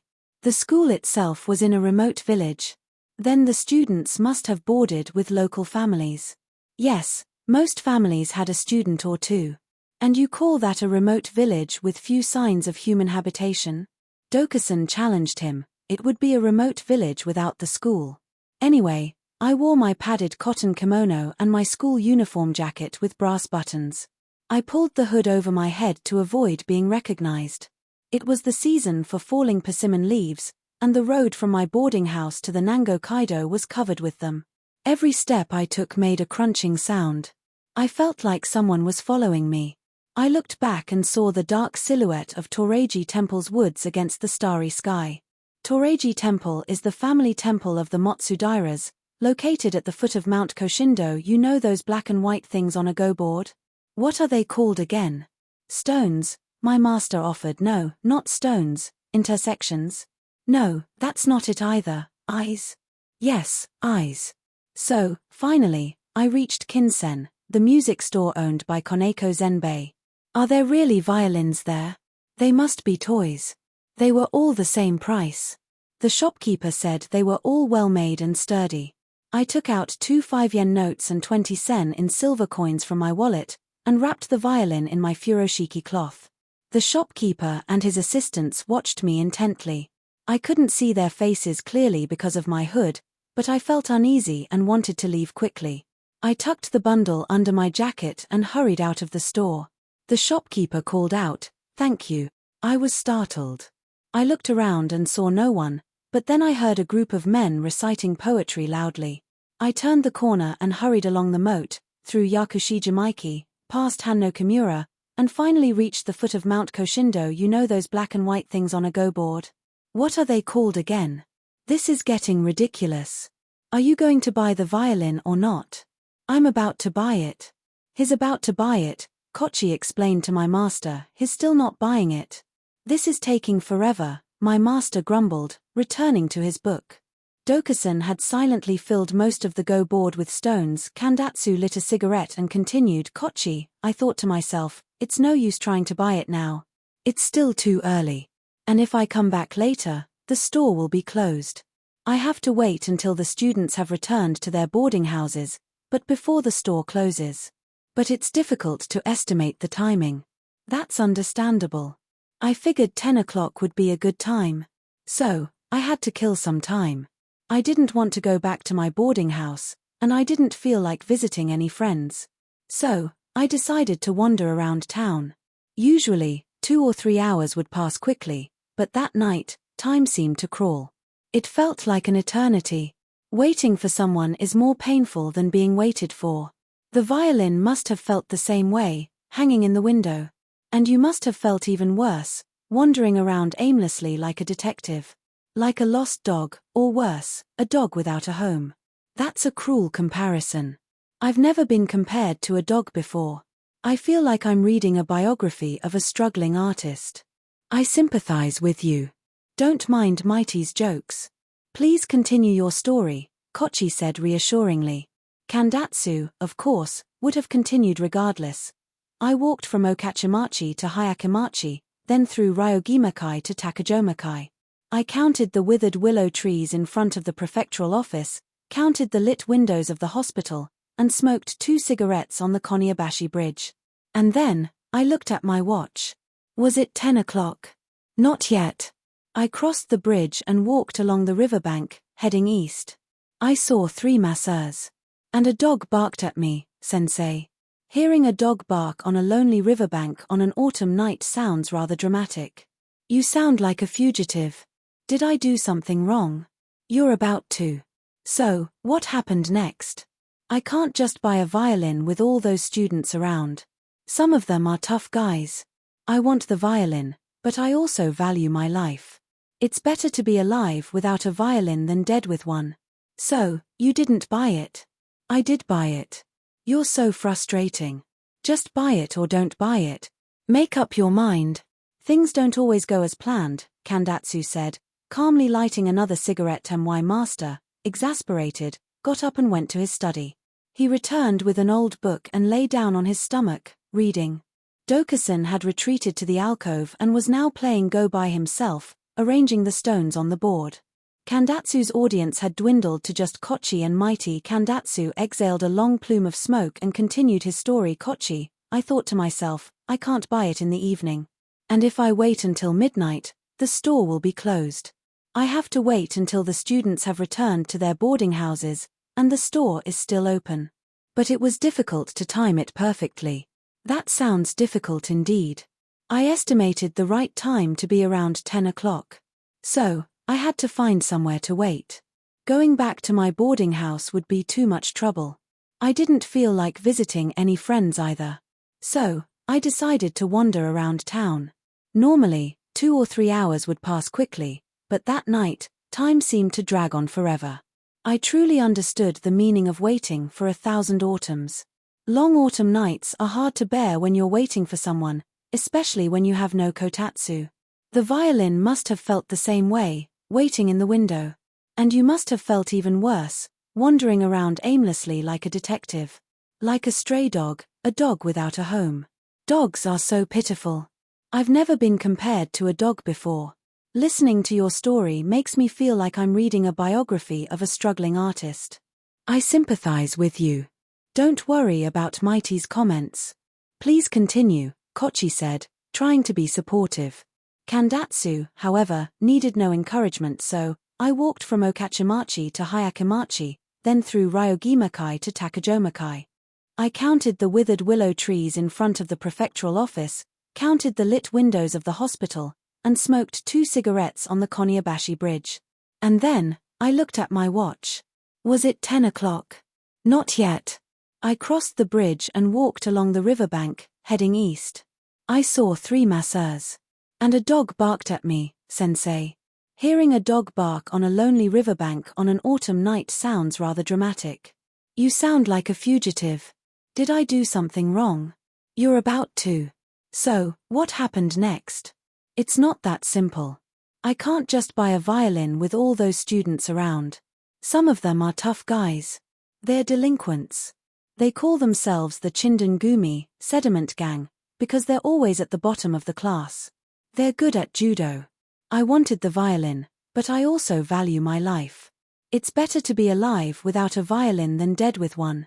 So you didn't buy it? My master asked, finally looking up from his book. I did buy it. You're so frustrating. Just buy it or don't buy it. Make up your mind. Life isn't always so simple, Kandatsu said, calmly lighting another cigarette. My master, exasperated, got up and went to his study again. He returned with an old book and started reading. Dokusan, meanwhile, had filled most of the go board. Where did you hide the violin? I hid it in an old chest. My grandmother gave it to me as a farewell gift when I left home. She apparently received it as a wedding gift when she got married. It must be an antique. Doesn't seem like a good match for a violin, does it, Kochi? No, it doesn't. Neither does the ceiling, Kandatsu retorted. It doesn't match, but it makes for a good haiku, autumn loneliness, hidden in a chest, a violin. How about that? Your haiku are getting better, sensei. They've always been good. My understanding of haiku is so profound that even Shiki would be impressed. Sensei, were you acquainted with Shiki? Kochi asked innocently. We didn't need to be acquainted. We communicated through wireless telegrams, Mighty replied nonsensically, causing Kochi to fall silent in bewilderment. Kandatsu chuckled and continued, so, I had a place to hide the violin, but I couldn't play it. I could take it out and look at it, but that wasn't the point. I had to play it. But if I played it, it would make a sound. And if it made a sound, I would be discovered. The leader of the Chindengumi lived next door, just across the hibiscus hedge. That's a problem, Kochi said sympathetically. It was. If only I could play it silently. I remember a time when we were living in a temple in Koishikawa. There was a man named Suzuki Fujio who loved mirin, sweet rice wine. He would buy mirin in beer bottles and drink it secretly. One day, while he was out, Kusami decided to steal some. I would never steal Suzuki's mirin. You were the one who drank it, my master shouted, suddenly looking up from his book. Oh, I thought you were engrossed in your reading. You can't let your guard down around him. He has ears and eyes everywhere. Now that you mention it, I did drink some. But you were the one who got caught. Listen to this, everyone. Kusami doesn't drink alcohol. But he thought it was mirin and drank it all. His face turned bright red and swelled up. He looked ridiculous. Shut up. You can't even read Latin. Huh. When Fujio came back, he noticed that his beer bottle was half empty. He suspected someone had drunk it, and he found Kusami hiding in the corner, looking like a red clay doll. The 3 of them burst into laughter. My master chuckled, still reading his book. Dokusan, oblivious, had fallen asleep on the go board. There was another time when I was discovered even though I didn't make a sound. I was staying at a hot spring in Yubako, sharing a room with an old man. He was a retired kimono merchant from Tokyo. It didn't matter to me what he did for a living, but there was one problem. I ran out of cigarettes on the third day. Ubako is a remote hot spring resort in the mountains. There's nothing to do there but bathe and eat. Running out of cigarettes was a disaster. And of course, when you don't have something, you crave it even more. To make matters worse, the old man had brought a whole bag of cigarettes. He would take them out one by one and smoke them ostentatiously, puffing out smoke rings, blowing smoke vertically, horizontally, even backwards like a pillow in the Dream of Handan story. He was flaunting his cigarettes. What do you mean, flaunting his cigarettes? You flaunt clothes and accessories. You flaunt cigarettes by smoking them. Why didn't you just ask him for one? I have my pride. Can't you accept a cigarette from someone? I could, but I didn't. So, what did you do? I stole some. Oh dear. He went to the bath, leaving his cigarettes behind. I thought, this is my chance, and smoked one after another. I was enjoying myself when suddenly the shoji screen slid open, and there he was, the owner of the cigarettes. Didn't he go to the bath? He forgot his pouch and came back to get it. And then, well, he saw me. There's nothing you can say to that. It's the way of the cigarette. Ha. The old man was quite gracious. He didn't say anything. He just rolled 50 or 60 cigarettes in a piece of paper and said, "Please, have some of my humble tobacco," and went back to the bath. Is that Edo style? Edo style or kimono merchant style, I don't know. But we became good friends after that, and I enjoyed the rest of my 2-week stay. Did he provide you with cigarettes for the entire 2 weeks? More or less. Have you finished your violin story yet? My master asked, finally putting down his book and sitting up. Not yet. This is the interesting part. Now is the perfect time to listen. And I'd like Dokusan to hear it too. Dokusan, wake up. There's an interesting story. Don't sleep too much. It's bad for your health. Your wife will be worried. Hey, Dokusan, wake up. There's an interesting story. Wake up. It's bad for your health, and your wife will be worried. Huh. Dokusan raised his head, a long strand of drool dangling from his goatee, glistening like a snail's trail. Oh, I was sleepy. The white clouds on the mountain resemble my laziness. I had a nice nap. We can see that you had a nice nap. Now, wake up. I'm awake now. What's this interesting story? Kandatsu is about to. What was he about to do again, Kushami? I have no idea. He's about to play the violin. He's about to play the violin. Come and listen. Still the violin? This is getting tiresome. You play the silent lute, so it shouldn't bother you. But Kandatsu's violin is loud enough to be heard throughout the neighborhood. Is that so? Kandatsu, do you know how to play the violin silently? I'd like to know if such a thing is possible. Just observe the white ox in the alley, Dokusan said cryptically. Kandatsu ignored him and continued. I finally came up with a plan. The next day was Tenkosetsu, so I stayed home all day, nervously opening and closing the chest, waiting for nightfall. When I finally heard the crickets chirping, I took out the violin and the bow. Finally! Kochi exclaimed. Be careful, you might hurt yourself, Mighty warned. I examined the bow carefully, from tip to frog. You sound like a swordsmith, Mighty quipped. It felt like a samurai polishing his sword under the lamplight. I was trembling with anticipation. He's a true genius, Kochi said. He's a true epileptic, Mighty added. Just play the damn violin already, my master grumbled.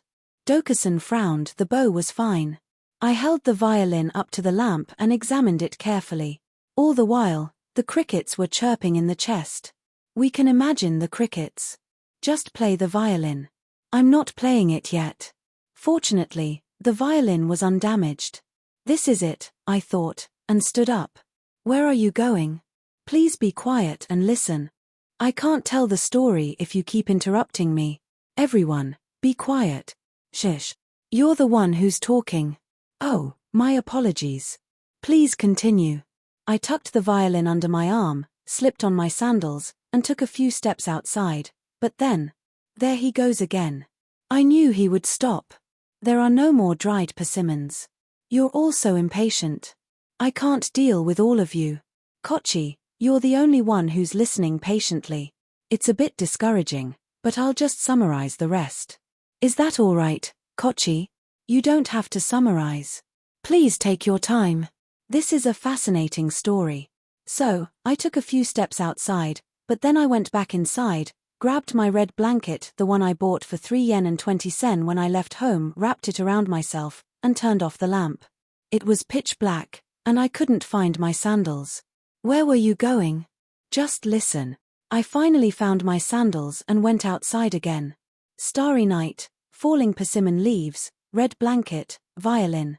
I walked towards Mount Koshindo. You know those black and white things on a go board? What are they called again? You keep repeating yourself. This is getting tedious. Well, I can't help it if you won't tell me what they're called. As I approached the mountain, I heard the bell of Toreji Temple. It resonated through my blanket, through my ears, into my very being. What time do you think it was? I don't know. It was 9 o'clock. I had to walk 8 cho, about half a mile, up the mountain path to a place called Ohira. Normally, I would be terrified, but I was so focused on playing the violin that I felt no fear. Ohira is on the south side of Mount Koshindo. You know those black and white things on a go board? What are they called again? This is getting ridiculous. Do you want to play the violin or not? My master interrupted, sounding exasperated. If he wants to play it, let him play it, Dokusan said, surprisingly showing some interest. Just tell us if there were foxes there, Kochi asked. It was a quiet night, and there wasn't a sound to be heard. I wondered what that sound was. It wasn't a human voice, it wasn't a bird, it wasn't a monkey. What was it? As I was pondering this question, I suddenly felt a chill. My pores opened, and all my courage, my resolve, my composure, evaporated like alcohol on a hairy leg. My heart pounded in my chest. My legs trembled. It was unbearable. I threw the blanket over my head, grabbed the violin, jumped off the rock, and ran down the mountain path as fast as I could. I returned to my boarding house, burrowed under the covers, and didn't come out until morning. It was the most terrifying experience of my life, Kochi. And then, that's it. You didn't play the violin? How could I? I heard that sound. You wouldn't have played it either. Your story is a bit anticlimactic. That's what happened. Isn't that right, sensei? Kandatsu looked around triumphantly. That was a great story. You must have gone through a lot to get to that point. I was expecting a Japanese version of Sandra Belloni, playing her harp under the moonlight, singing Italian songs in the forest. It's a shame that while she captivated the moon goddess, you were scared off by a monster in the swamp. You almost achieved sublimity, but ended up with comedy instead. How disappointing. It's not that disappointing, Kandatsu said calmly. It's your own fault for being so pretentious, carrying a violin up a mountain at night.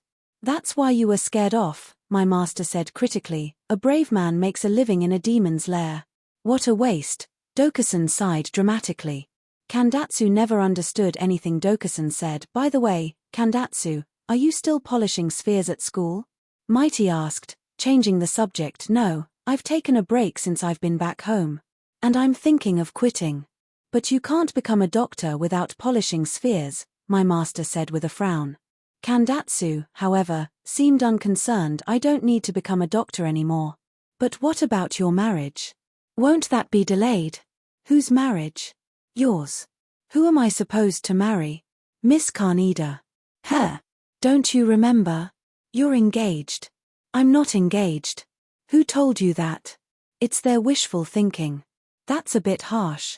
Mighty, you know about this, don't you? The nose incident. Everyone knows about it. It's an open secret. The newspapers are even asking me when they can publish your wedding photo. And Kochi has already written a long poem called Ienuka, the Mandarin duck song, celebrating your marriage. He's been waiting for 3 months to publish it. He's worried it will become outdated if you don't become a doctor soon. Isn't that right, Kochi? I haven't finished the poem yet, but it's a heartfelt work, full of sympathy. See? Your decision affects so many people. You should finish polishing those spheres. I appreciate your concern, but I don't need to become a doctor anymore. Why not? Because I'm already married. What? When did you get married? You're full of surprises. Kushami, Kandatsu is already married. I don't have any children yet. It wouldn't be right to have children so soon after getting married. When and where did you get married? My master asked, sounding like a judge. When I returned home, my wife was waiting for me.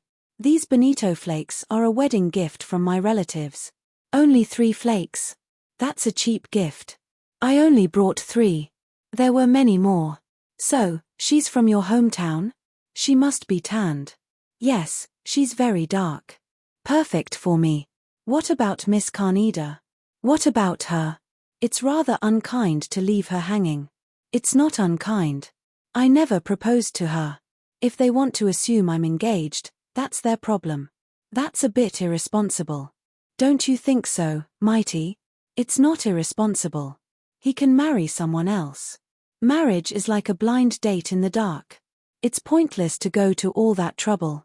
It doesn't matter who you end up with. The only one who will be disappointed is Kochi, the poet. Don't worry about the poem. I can adapt it for someone else. I'll write a new one for Miss Kaneda's wedding. You're very adaptable, for a poet. Did you tell the Kandas you're already married? My master asked, still concerned about the Kandas. No. Why would I? I never proposed to her. If they want to assume I'm engaged, that's their problem. Besides, detectives are probably watching them and know everything. Hearing the word detective, my master frowned. Don't talk about detectives, he said sternly, and then launched into a long-winded tirade about detectives, which he seemed to consider a profound philosophical argument. Pickpockets steal from your pockets when you're not looking. Detectives steal from your mind when you're not looking.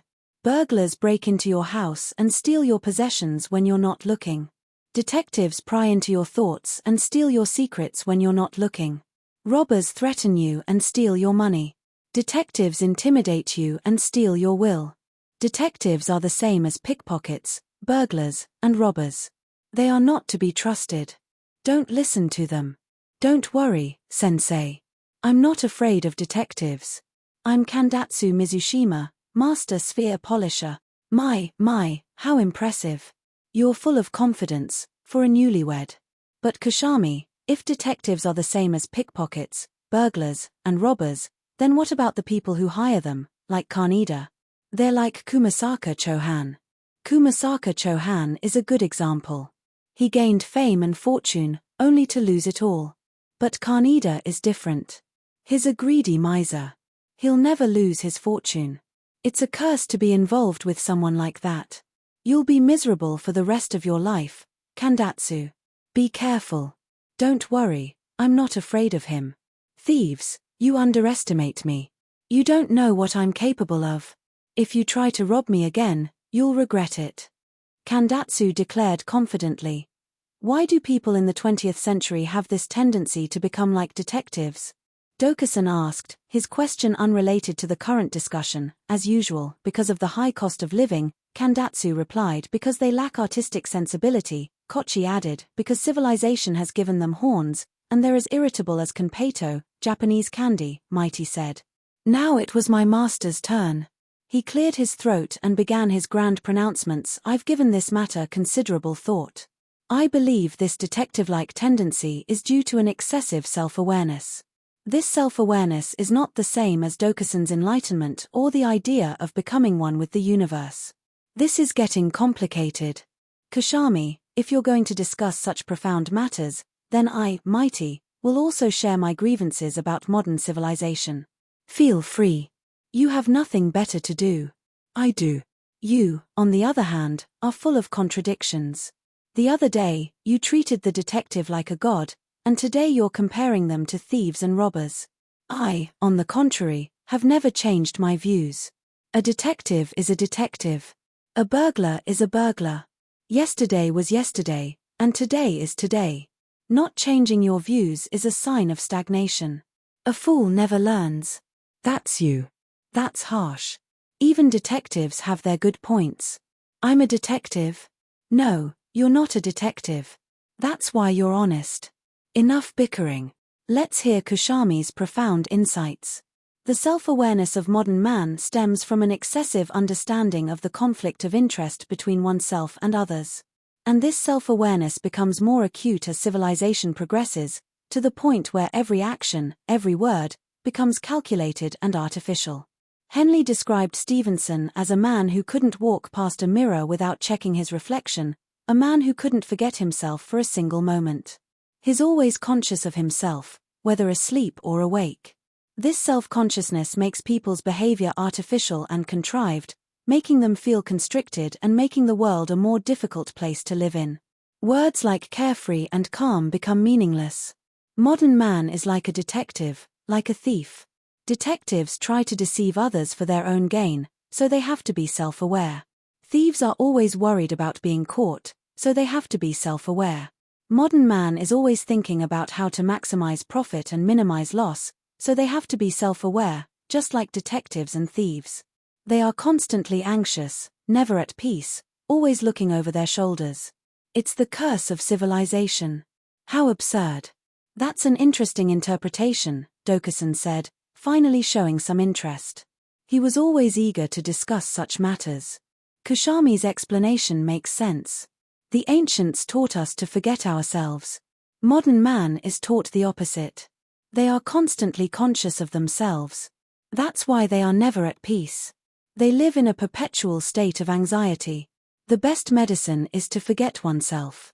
Under the moonlight, I enter a state of no self. That's what true enlightenment is. Modern man's kindness is artificial. Even the English nice is a form of self-consciousness. When the King of England visited India and dined with Indian royalty, one of the princes, forgetting himself, picked up a potato with his hands. He then blushed, embarrassed by his breach of etiquette. The king, however, remained unfazed and also picked up a potato with his hands. Is that English style? Kandatsu asked. I heard a similar story, my master said. There was a banquet at an English military base, where the officers were entertaining a non-commissioned officer. After the meal, they brought out finger bowls, but the NCO, unfamiliar with the custom, drank the water. The commanding officer, to put him at ease, also drank the water from his finger bowl, declaring it a toast to the NCO's health. And then, all the other officers followed suit, raising their finger bowls and toasting the NCO. Here's another story, Mighty chimed in. When Carlyle first met the Queen, he was unfamiliar with court etiquette, so he abruptly sat down on a chair. The ladies-in-waiting and courtiers started giggling.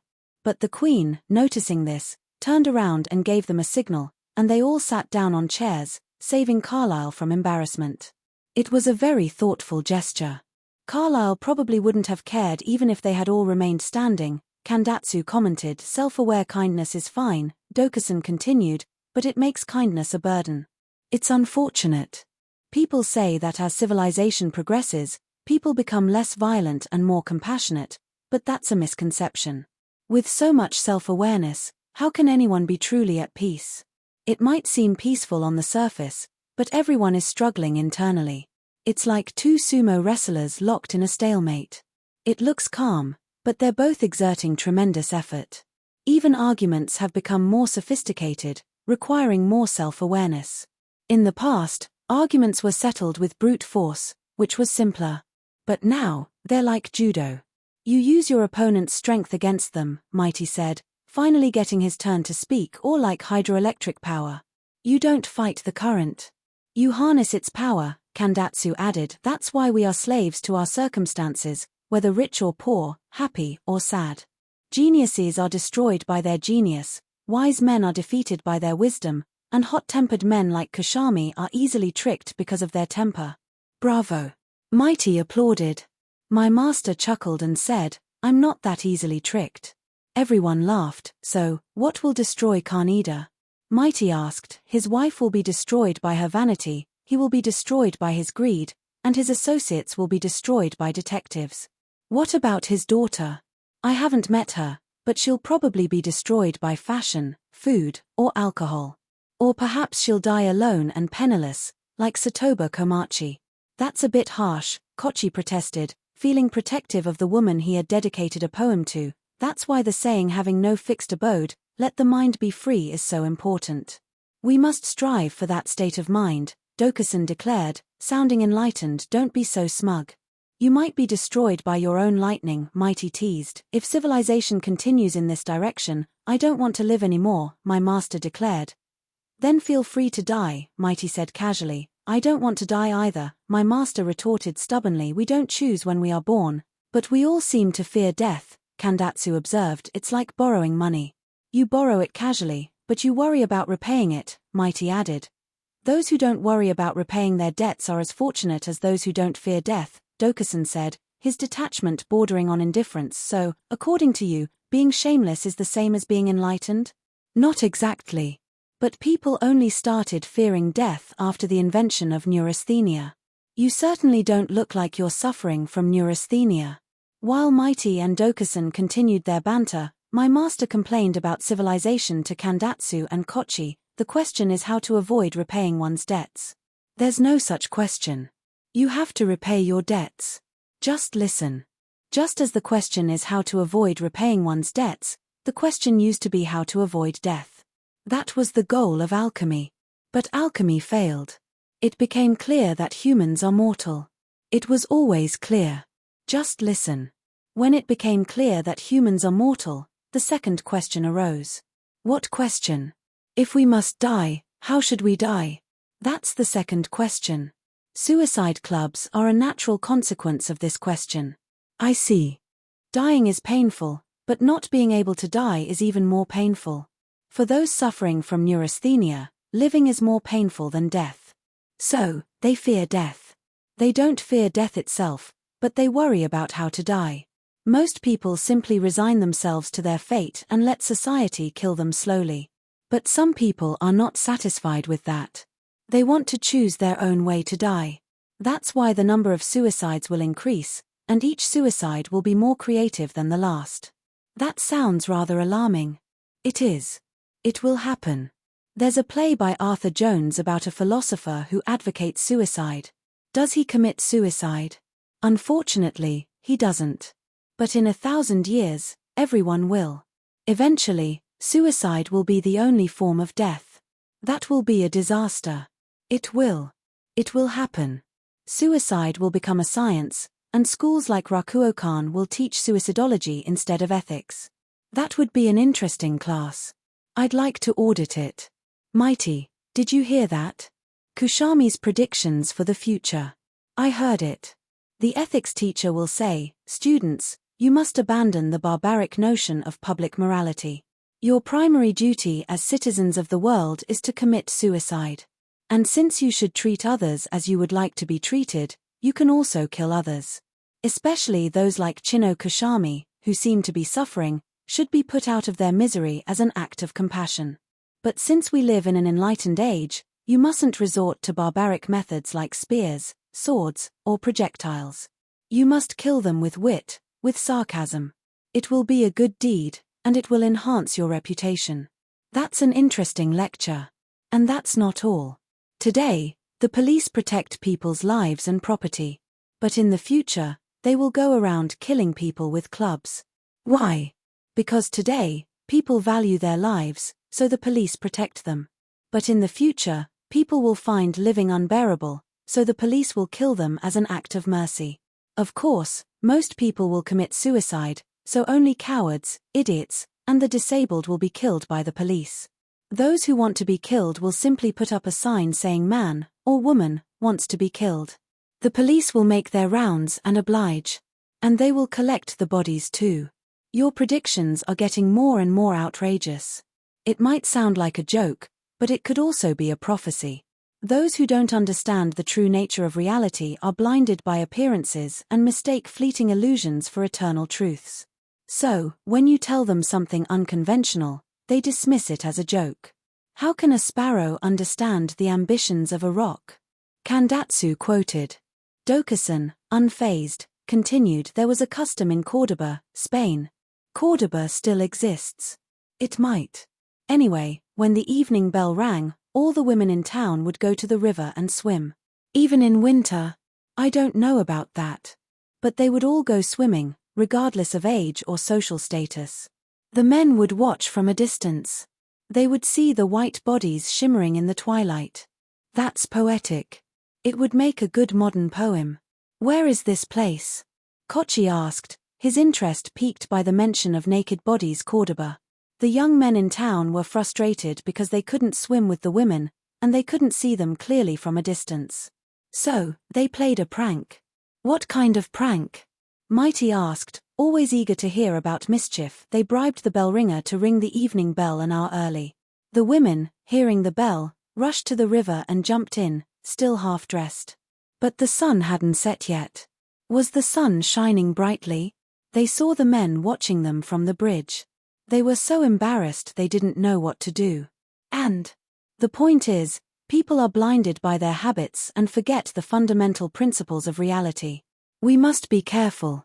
That's an insightful lesson. I have a story about being blinded by habit. Let's say I open an art and antiques shop. I fill it with genuine masterpieces, no fakes, only high-quality items. A customer comes in and asks about a painting by Motonobu. I tell him it's 600 yen. He likes it, but he doesn't have that much money, so he says he'll think about it. Is that what usually happens? My master asked, his lack of imagination showing. Mighty, unfazed, continued, it's a story. So, I say, no problem, take it now and pay later. He hesitates. How about monthly installments? I suggest 10 yen a month. Or 5 yen a month, if that's easier. We discuss the terms, and I agree to sell him the painting for 600 yen, payable in monthly installments of 10 yen. That sounds like the Times Encyclopedia. It's similar, but mine is much more devious. Listen carefully. If he pays 10 yen a month for 5 years, that's 60 payments. But here's the thing about habits, after 60 payments, he'll automatically make the 61st payment. And the 62nd. And so on. He'll become so accustomed to paying 10 yen a month that he'll forget he's already paid for the painting. Humans might seem intelligent, but they're easily blinded by habit. And that's how I'll keep getting 10 yen a month from him, indefinitely. I doubt anyone would be that forgetful, Kandatsu chuckled. My master, however, seemed to take it seriously. It happens. I once kept paying my university tuition fees even after I had graduated, until they finally stopped me, he confessed, sharing his embarrassment as if it were a universal human experience. See? It happens. So, don't laugh at my predictions for the future. You might end up paying for something you've already paid for. Especially you young people, Kandatsu and Kochi, with your limited life experience, should be careful not to be deceived. I understand. I'll limit my installments to 60 payments. It might sound like a joke, but it's good advice, Kandatsu, Dokusan said, turning to Kandatsu. For example, if Kushami or Mighty told you that your secret marriage was inappropriate and you should apologize to Miss Kaneda, would you? I would refuse. It's not my fault. She should apologize to me. What if the police told you to apologize? I would still refuse. What if a minister or a nobleman told you to? I would still refuse. See? People have changed. In the past, people obeyed the authorities without question. But now, even the authorities can't force people to do things they don't want to do. In today's world, even princes and ministers can't impose their will on individuals beyond a certain point. The more power they have, the more resistance they encounter. So, unlike in the past, we now have a new phenomenon, people refusing to do things because they don't want to, even if the authorities demand it. It's a strange new world. Mighty's predictions might sound like jokes, but they reflect this new reality. It's quite insightful. Since you appreciate my insights, I'll continue my predictions. Dokusan is right. Those who cling to the old ways, relying on the authority of the government or the threat of violence, are like those who try to race a train with a palanquin. They're relics of the past, like Kaneda. But my predictions are not about such trivial matters. They concern the fate of humanity. Observing the current trends, I predict that marriage will become impossible in the future. Yes, the impossibility of marriage. As I said before, modern man is self-centered. In the past, the head of the household represented the family, the magistrate represented the district, and the lord represented the province. Ordinary people had no individuality. Or rather, their individuality wasn't recognized. But now, everyone asserts their individuality. You are you, and I am I. When two people meet, they silently challenge each other. If you're human, then so am I. Individuals have become stronger. But by becoming equally strong, they have also become equally weak. They are stronger because they are less vulnerable to being harmed by others, but they are weaker because they can no longer harm others as easily. Everyone likes being strong, but no one likes being weak. So, they cling to their strengths and try to expand their weaknesses. This creates tension and makes life difficult.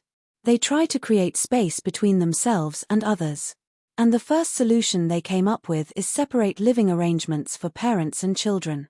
In rural Japan, families still live together.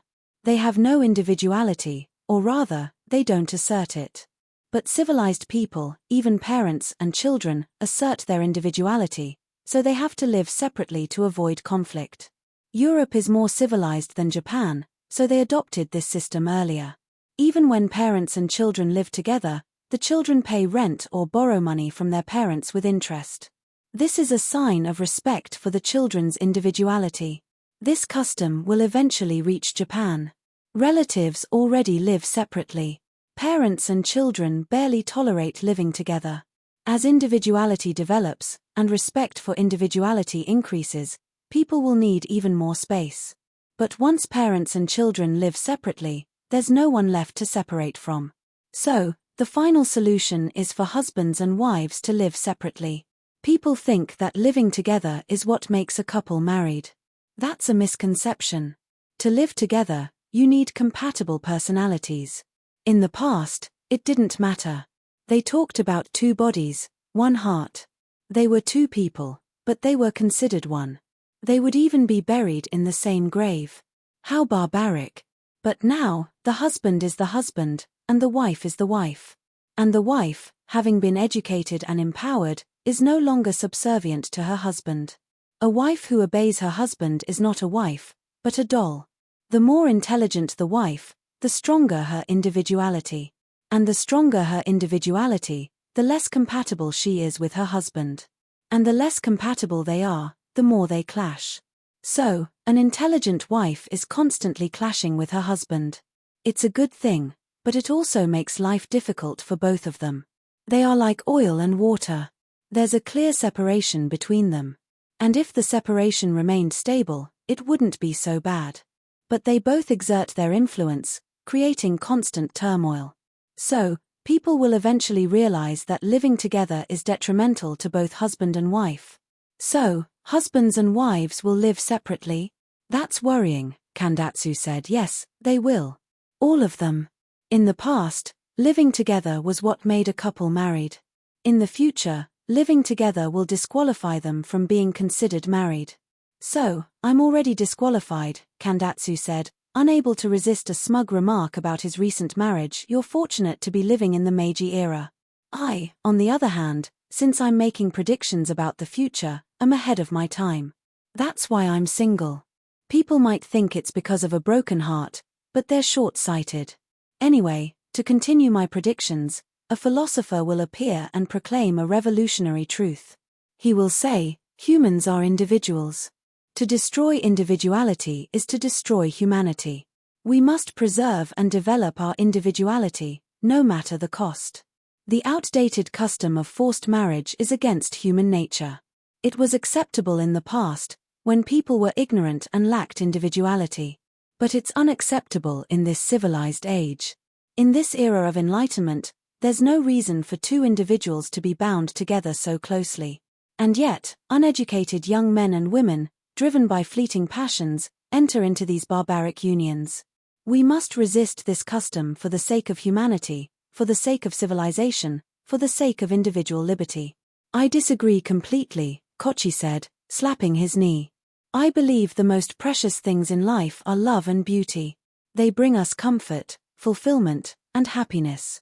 They refine our emotions, elevate our character, and purify our compassion. As long as humans exist, love and beauty will never disappear. Love manifests as marriage.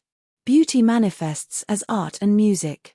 Therefore, marriage and art will always exist. It would be nice if that were true. But the philosopher will declare that they will disappear, and we'll have to accept it. What is art? Art will suffer the same fate as marriage. Individuality means freedom. Freedom means I am I, and you are you.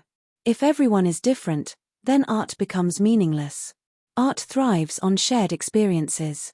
No matter how hard you try, Kochi, if no one appreciates your poetry, then your poetry will be meaningless.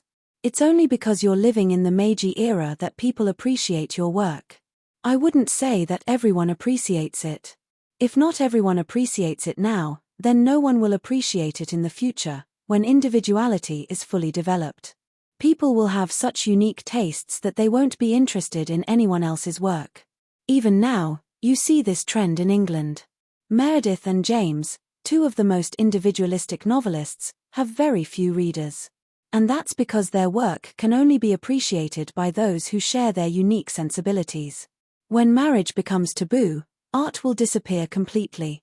When your work becomes incomprehensible to me, and my work becomes incomprehensible to you, then art will cease to exist between us. That might be true, but I don't feel that way intuitively. If you don't feel that way intuitively, then I'll feel that way anti-intuitively.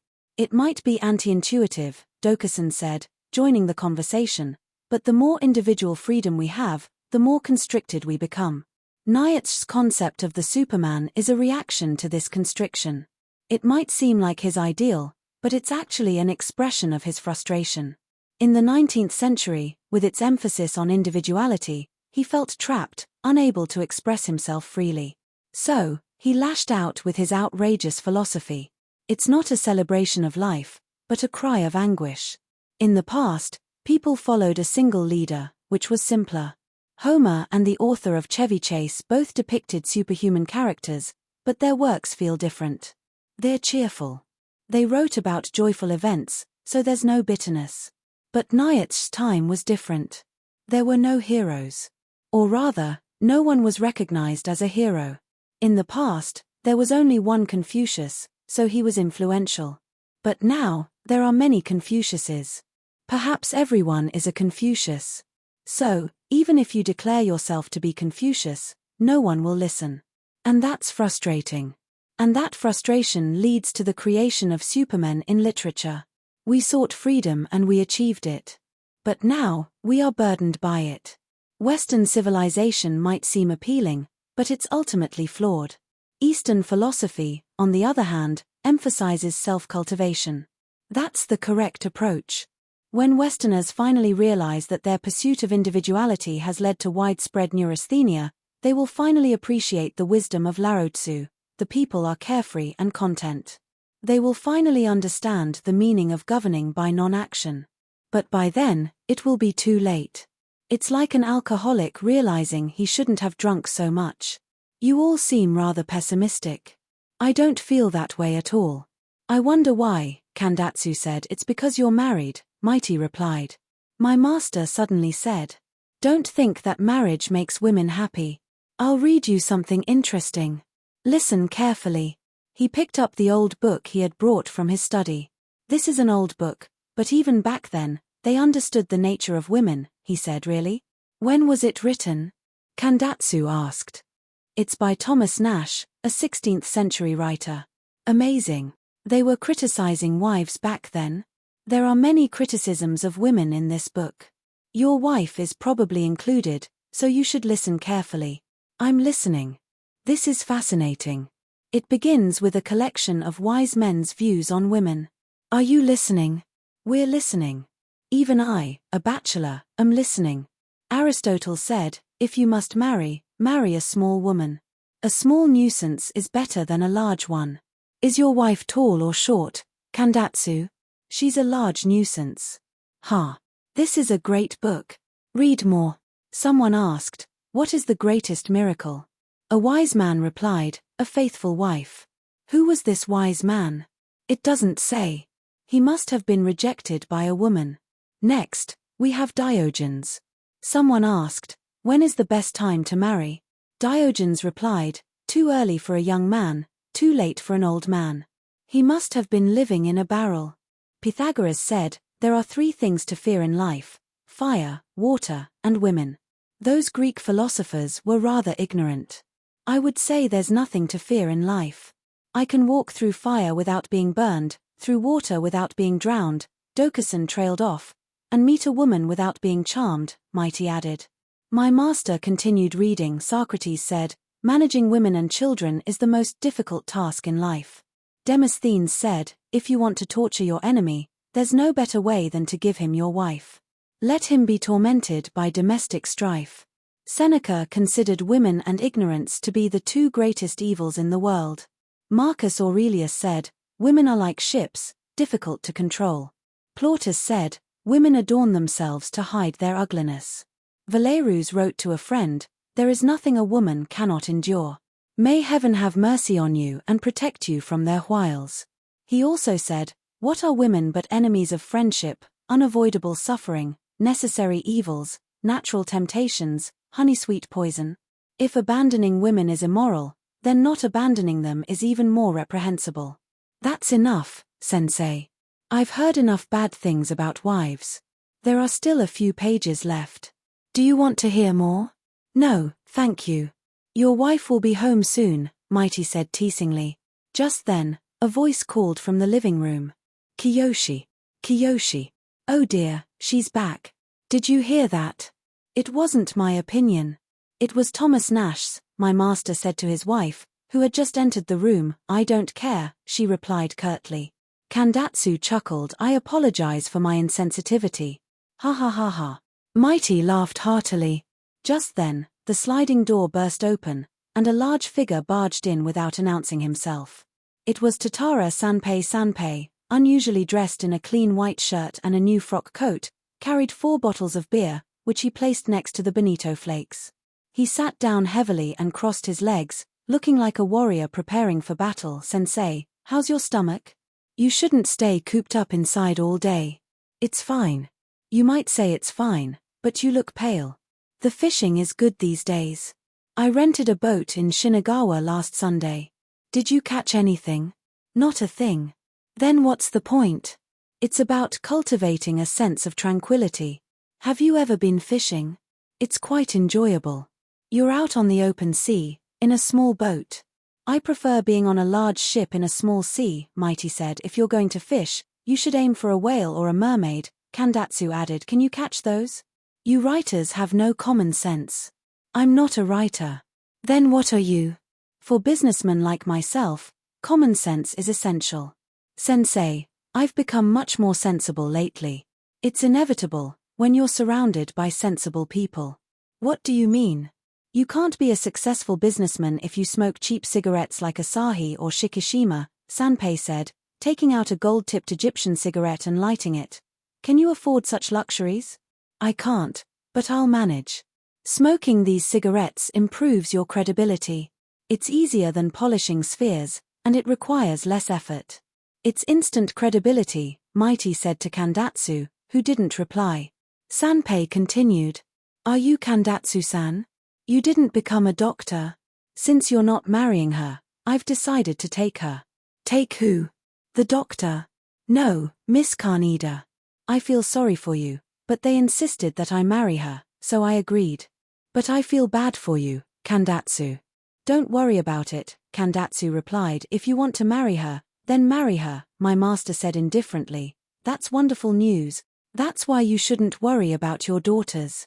Look, Kandatsu, you've lost a bride, but now you have a respectable businessman as a potential brother-in-law. Kochi, you have a new subject for a poem. Get to work. Mighty exclaimed excitedly. Are you Kochi-san? Can you write a poem for my wedding?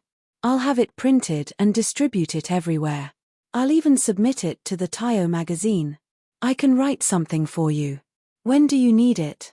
Anytime. You can even give me an old poem. I'll invite you to the wedding and treat you to champagne. Have you ever had champagne? It's delicious. Sensei, I'm planning to hire a band for the wedding. How about we set Kochi's poem to music and have them play it? Do as you please. Sensei, can you write the music? Don't be absurd. Is there anyone here who can write music? Kandatsu, the failed doctor, is a skilled violinist. Ask him. But he might not accept champagne as payment. I'm not offering cheap champagne.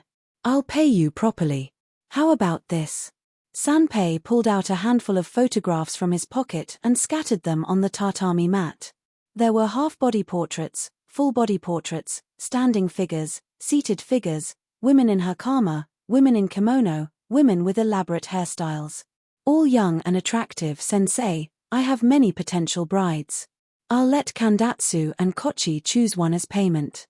How about that? He held up a photo in front of Kandatsu. She's beautiful. I accept. How about this one? He held up another photo. She's beautiful too. I accept. Which one do you want? You're quite the romantic, Kandatsu. Sensei, this is the doctor's niece. I see. She has a wonderful personality. She's only 17. And she has a dowry of 1,000 yen. This one is the governor's daughter, Sanpei continued, describing each woman. Can't I have them all? All of them? That's greedy. Are you a polygamist? I'm not a polygamist. I'm a carnivore. Just put those photos away, my master said sternly. So, you don't want any of them? Sanpei asked, carefully putting the photos back in his pocket. What's with the beer? It's a gift. I bought it at the corner store to celebrate. Have some. My master clapped his hands and called for the maid to open the bottles. The 5 of them, my master, Mighty, Dokusan, Kandatsu, and Kochi, raised their glasses and toasted Sanpei's good fortune. Sanpei, beaming, said, I'll invite you all to the wedding.